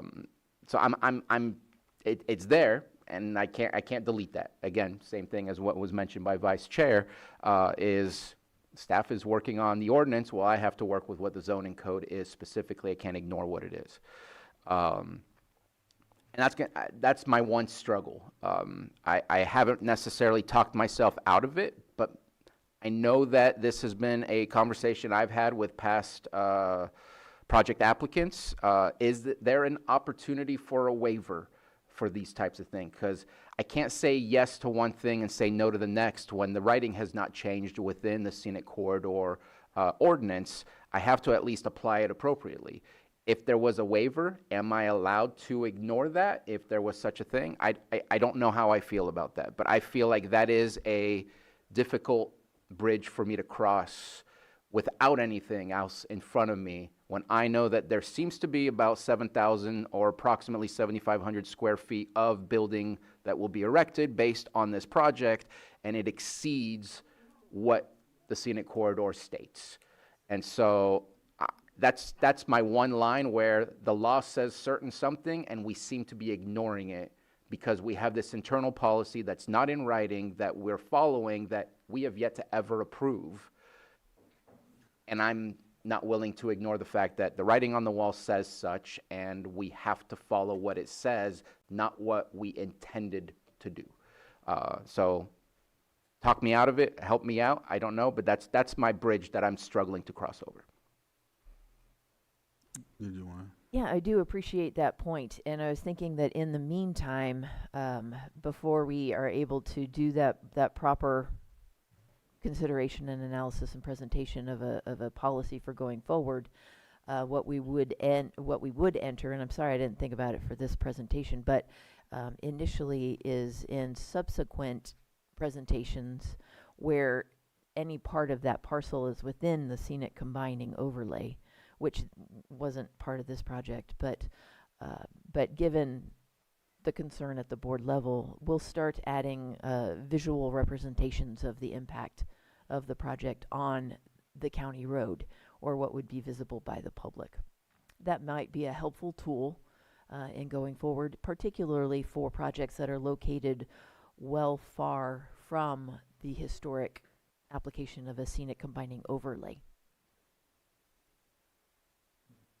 That would work, and if you have proof that it's not even visible, then again, I think a waiver again, because I can't just vote against something that's written. A waiver would say, we are waiving this part of the ordinance in order to allow for this project to happen due to the visual evidence that we've provided, and at this moment, I don't have that. We do not have a mechanism particularly for a waiver specifically. Relief from development standards or through our deviation. So we can consider adding that to a project should it seem necessary in the future. But thank you. Your concerns are definitely noted. Supervisor Owen? Okay. Well, I'd like to say, I guess I should turn on my mic. I'd like to say that there are a lot of things I do like about this project. Part of it is the location. And I think that this is kind of the area I would like to see us growing in. However, I do have some questions. Are the roads 4290 compliant, going in and out? The road going in and out, is it? You mean the roads outside of the project parcel? Yes, yeah, going to it. That was one of my concerns. The county maintained road part of it, I would have to defer to Lars, our public works director, who actually just left. Okay, so that is one concern, because we know we're bringing stuff forward to make sure that because once you go commercial, we do need to have the 4290 road compliant. And we have clear nexus to require that within the control of the applicant, but not outside the control. But we still need that, right? If you put in a commercial business, you still have to have 4290. You need to be 4290 compliant. The planning not commission. Not in ag, but in, if I put in a store, I have to have 4290 compliant if I'm considered commercial. I have no doubt that Caltrans would love all of our roads to be 4290 compliant. Mm-hmm. I would again defer to Public Works regarding the plan for roads improvements. Okay, so that is one issue I do have with it. The other issue I have, which I didn't think of, and I don't know why I didn't till somebody had called in, and that is the my understanding was that there was a moratorium on cannabis unless you had your water resource permits from the state That is prior the- to 2017. Is that different than what? Sorry. Because this was drilled in like 2022. The notice of applicability document required in order to proceed from pre-application to actually submitting an application, one moment, I have it, is from October 20th, 2021, I think, October 31st. And the notice of applicability for this particular project was actually issued in 2020. So they're well within the deadline. Okay, with that, it states that the well was drilled in 2022? There So how is did they no- get their water? People drill wells with well permits all the time. Sure, It's but not I thought that you had to have your water approved for cannabis. I'm probably wrong on this because I'm new on the board, but as I understood it, I thought we had to have the water approved back in 2017. The well permit, as testified by the applicant's team, was for an agricultural well or an irrigation well. Sorry, my mom's calling. And it was not specific to use for cannabis. So- No, but there was documentations back when they were doing the botanical environmentals back in 2020, so we knew that that's what it was going to be for. Reports done in preparation of submitting an application would necessarily have to precede the application. Okay, So a hydrology report asking for, to establish well criteria would necessarily have to. So they are not, are you understanding what I'm asking? I did want to help out a little bit. Yes, the original expiration date, I believe, I think it was April of 2017. Yeah, the board Then- moved. Then we eventually amended that because it was a hard cutoff and we felt there was a way to reopen for more application at that time. I believe we may have even changed it twice, one to 2020, then it somehow disappeared, and then we brought it back again to be 2021.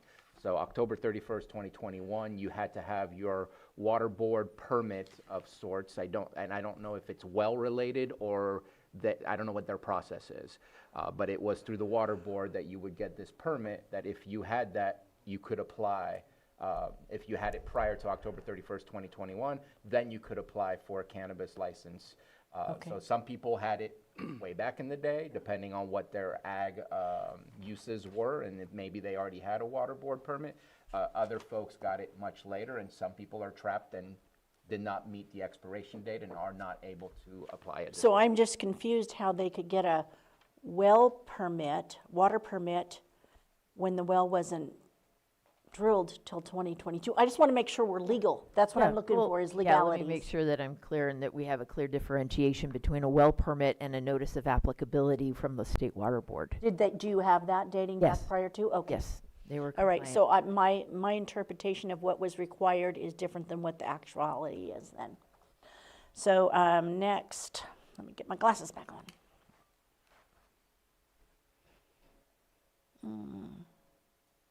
Okay, now the other thing I'm having a real hard time getting past is I don't believe, because we've been allowing something illegal, that we need to continue allowing something illegal. And there's not one, not two, but I think 4 letters from the Department of Land Management, the Department of Interiors, from 4 different people stating that that it's not okay to go over the public land, or their lands, the federal lands. So there's 4 different people on that I'm concerned about, and that's something I'm not convinced that it's approvable, that it's legal. The other, I thought I saw a letter in there from the Department of Forestry, but I couldn't re-find it. And then Dan Franzler with the CHP had mentioned that he had concerns about the amount of traffic on the roads, per what was in our documents. So I will defer to County Council regarding the interpretation of driving over federal lands. CHP. There was a letter from Dan in there. Okay, I'm sure we would have taken their input under consideration. However, there's, the amount of traffic was pretty clearly delineated in the project, so I'm not sure, we usually rely on that input if a traffic study, if the impact to roads has managed to affect a traffic study. I don't think he required a traffic study for impacts on roads under CHP jurisdiction, which would be Highway 20, not even High Valley. Yeah, so those were my comments Thank you. that I have concerned. Oh, when you said 4 people addressing the road driving. From did the you mean interior, public yeah, 4 input different or letters. 4 different letters. Yep, 4 different letters from the interior, what did I state?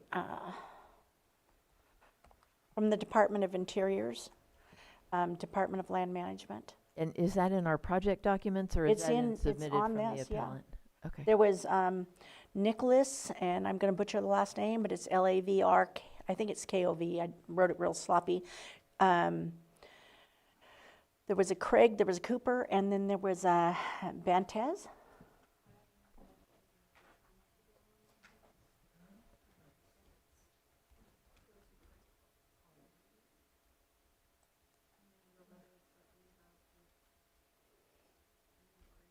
It looks like number 8, number 9. The attachments. Oh, in the attachments submitted? Yes. Oh, okay. Number 8, number 9, number 10, and I think 11. We're going to take a moment and Maybe look at those. 13. I'm just looking at the number 14. But also, I would still defer to county council for further Okay. clarification. So there was like, I guess there was more than that, but I think some of them had done multiple letters. Lloyd, did you want to add? Yeah, thank you, Mr. Chair. Just briefly, so what's before your board today is the, granting, denying the appeal, either in whole or in part. That is, the basis for granting or denying the appeal, just sort of as a general summary of it, will be based on the major use permit findings for approval, right? It goes through certain categories. I believe it's 1 through 8 to start, along with the recommendations. That's located in pages 17 through 21 of the May 22 staff report. I believe that's attachment A. That was submitted to the Planning Commission. So, in particular, your board certainly can take in whatever evidence that your board deems relevant in making a determination on whether or not it supports a finding or does not support a finding. On that specific issue, on the road access, I would think that would be finding number 3. That's on page 18 of that Planning Commission staff report, where it says one of the required findings is that the streets, highways, and pedestrian facilities are reasonably adequate to safely accommodate the specific proposed use. So your board has discretion to take in the evidence in order to make a decision whether or not to grant, deny the appeal, or grant in part or deny in part. That being said, the same staff report does make reference, it's incorporates by reference. It's dedicated under page 6, a section on federal lands crossing, makes reference to the indemnification agreement. That's been referenced here in the course of testimony that was presented to your board. And I would like to direct your board's attention also to the major use permit, which I think is also attached. Major permit conditions, that's under this County of Lake Major Use Permit document, that's Exhibit A2, in which general condition number 2 expressly states that this permit does not abridge or supersede the regulatory powers or permit requirements of any federal, state, local agency, special district, or department, which may retain a regulatory or advisory function as specified by statute or ordinance. And the applicant shall obtain permits as may be required from each agency.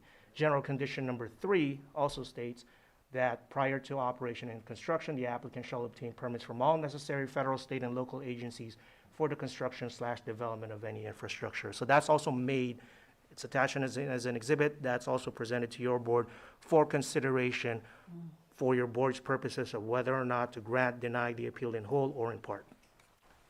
Additionally, we do have the letter that pertains to this project, but the other letters are for other locations.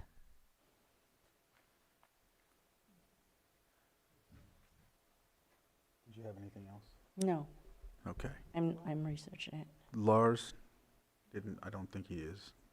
He walked out, not Yeah, he walked out, so. Mm. Nope. Okay, well, did you have anything, or we ready to? I mean, I'm ready to take action. All right, I will just briefly say that, just real quick, because I know that I got frustrated through, so I wanted to make a statement for you all that I know there's been an overabundance of compelling arguments, and, you know, we appreciate your time and energy. We understand how passionate this is. I apologize for my curtness and frustration. It's just trying to keep this meeting in order, trying to keep some tact and some order for this meeting to move forward. And at times, I understand that there's passion, so people are trying to put one up another here and there. But you know, we really need to just understand that at the end of the day, we got to make a decision. And you know, I don't want anyone to feel as if I'm making a decision based on that, because it's not. And I appreciate your tact and candor. So, did you want to add or? Yeah, I do. I don't like where I am, and I was listening to what county council was saying about somewhat approving in part rather than just saying straight out no, because I agree with everything that Vice Chair mentioned, that this is a suitable area for this type of work. But once you get past the 5,000 square feet of ancillary buildings or processing, that's when you cross the line in the scenic corridor. I'm willing to say yes, and that you can't go past the 5,000 square feet, because that's the law that we have. And when I'm looking at the site plan, I see a 2,500 square foot, I see a 2,400 square foot, and I see another 2,500 square foot. And so I would say, in part, I'm willing to say yes, but we need to figure out how to deal with the scenic corridor, or they need to figure out how to repurpose their project so that it meets the guidelines of scenic corridor, because it doesn't. Because I'm not willing to ignore the 500 foot. The 500-foot. Setback that we create. Right.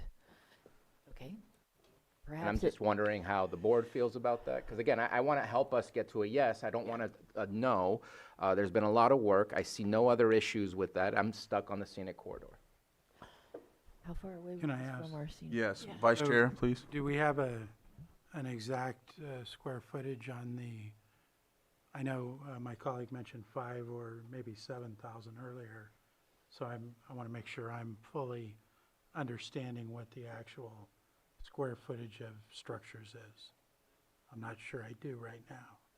I'm looking at the Certainly site we can plan get and I that see for you. 3 2,500 square foot ancillary nursery greenhouses and 1 2,400 square foot processing building.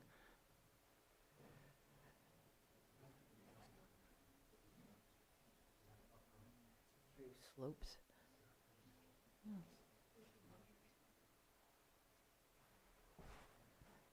We are taking a look at that 500-foot buffer, and staff will measure how far out exactly that is. Best we can offer, since I don't have a visual representation of the impacts, is to also note that this is as the crow flies, not the visibility from all the nooks and crannies of the hills and the slopes too. So. And I apologize, but I just want to clarify, my issue is not the 500 foot, there is no 500 foot setback. That is something that is internally created, but is not within the ordinance that we've approved as a board. And so I can't approve of a setback that doesn't really truly exist until we've done something to the scenic corridor. To me, it's the scenic corridor ordinance says no more than 5,000 square feet when it comes to ancillary buildings or processing. Here we have 7,500 plus 2,400, so we're above what is allowed in a scenic corridor. There is no 500-foot setback, and we've talked about that it's an internal thing that has been created. The board needs to approve these things. We can't just create setbacks. Mr. Chair, if I may. Yes, please. A number of years ago, this issue did come up for a project that came before the Planning Commission. And myself and the staff in community development at the time did an extensive research as to where the 500-foot setback actually had come from. There is the scenic corridor section, Article 34, I think it is, in the zoning ordinance, and it does provide the criteria within the scenic corridor section, but I think, or designated scenic corridor. I think the issue here is where is the designated scenic corridor, and that's what we went looking for. In the specific area plans that informed the general plan, at various times they were adopted by specific areas, and those committees, I assume, that helped adopt the area plans actually identified scenic corridors for their specific areas. And they put those scenic corridors, they designated them on specific numbered maps that community development keeps. If you were to take a look at those maps, there is an actual highlighted section for each of those maps. Some area plans specifically state 500 feet from the road, and some areas actually went through a great deal of study and made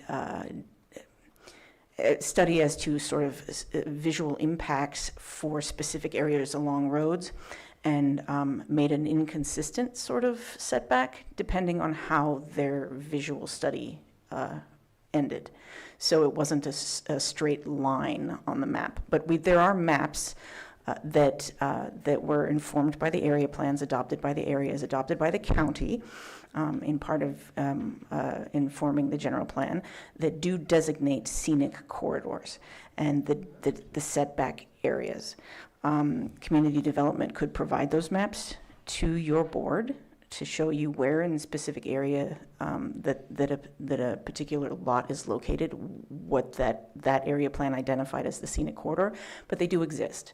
And generally speaking, in more than in the majority of the plans, it was a simple 500-foot setback, but not in all of them. So if that helps any to clear up where the 500 came from. That is the best explanation I've yet to receive, so I appreciate being in the room today. I am going through the scenic corridor portion of the Shoreline Communities Area Plan, which I believe is the one that we would be looking at. But I greatly appreciate greater guidance than I've received yet on where it came from rather than just this internal process. All right, did you have something else? Or? No, that as County Council has mentioned, the Shoreline Communities Area Plan does list High Valley included in potential scenic corridors, but it does not list specifically the distance of the buffer. And then Supervisor Owen, you have your pen up? Oh, I'm sorry. Okay. So at that, this is in my district. If someone would like to either make the motion to deny or approve. I'll make a motion. Okay.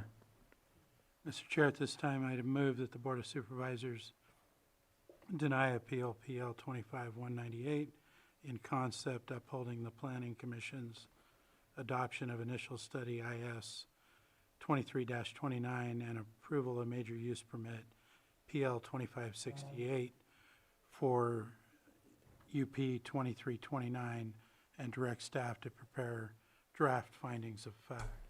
Second. Lloyd. Yes, thank you, Mr. Chair. So, point of correction, the reference to initial study IS 23-29 should be 23-20. Is that correct? And as part of that motion, so that would be the correction, part of that motion. And also, as part of that motion, that that the motion would be based on pages 17 through 21 of the May 22, 2025 staff report, which is attached as Exhibit A.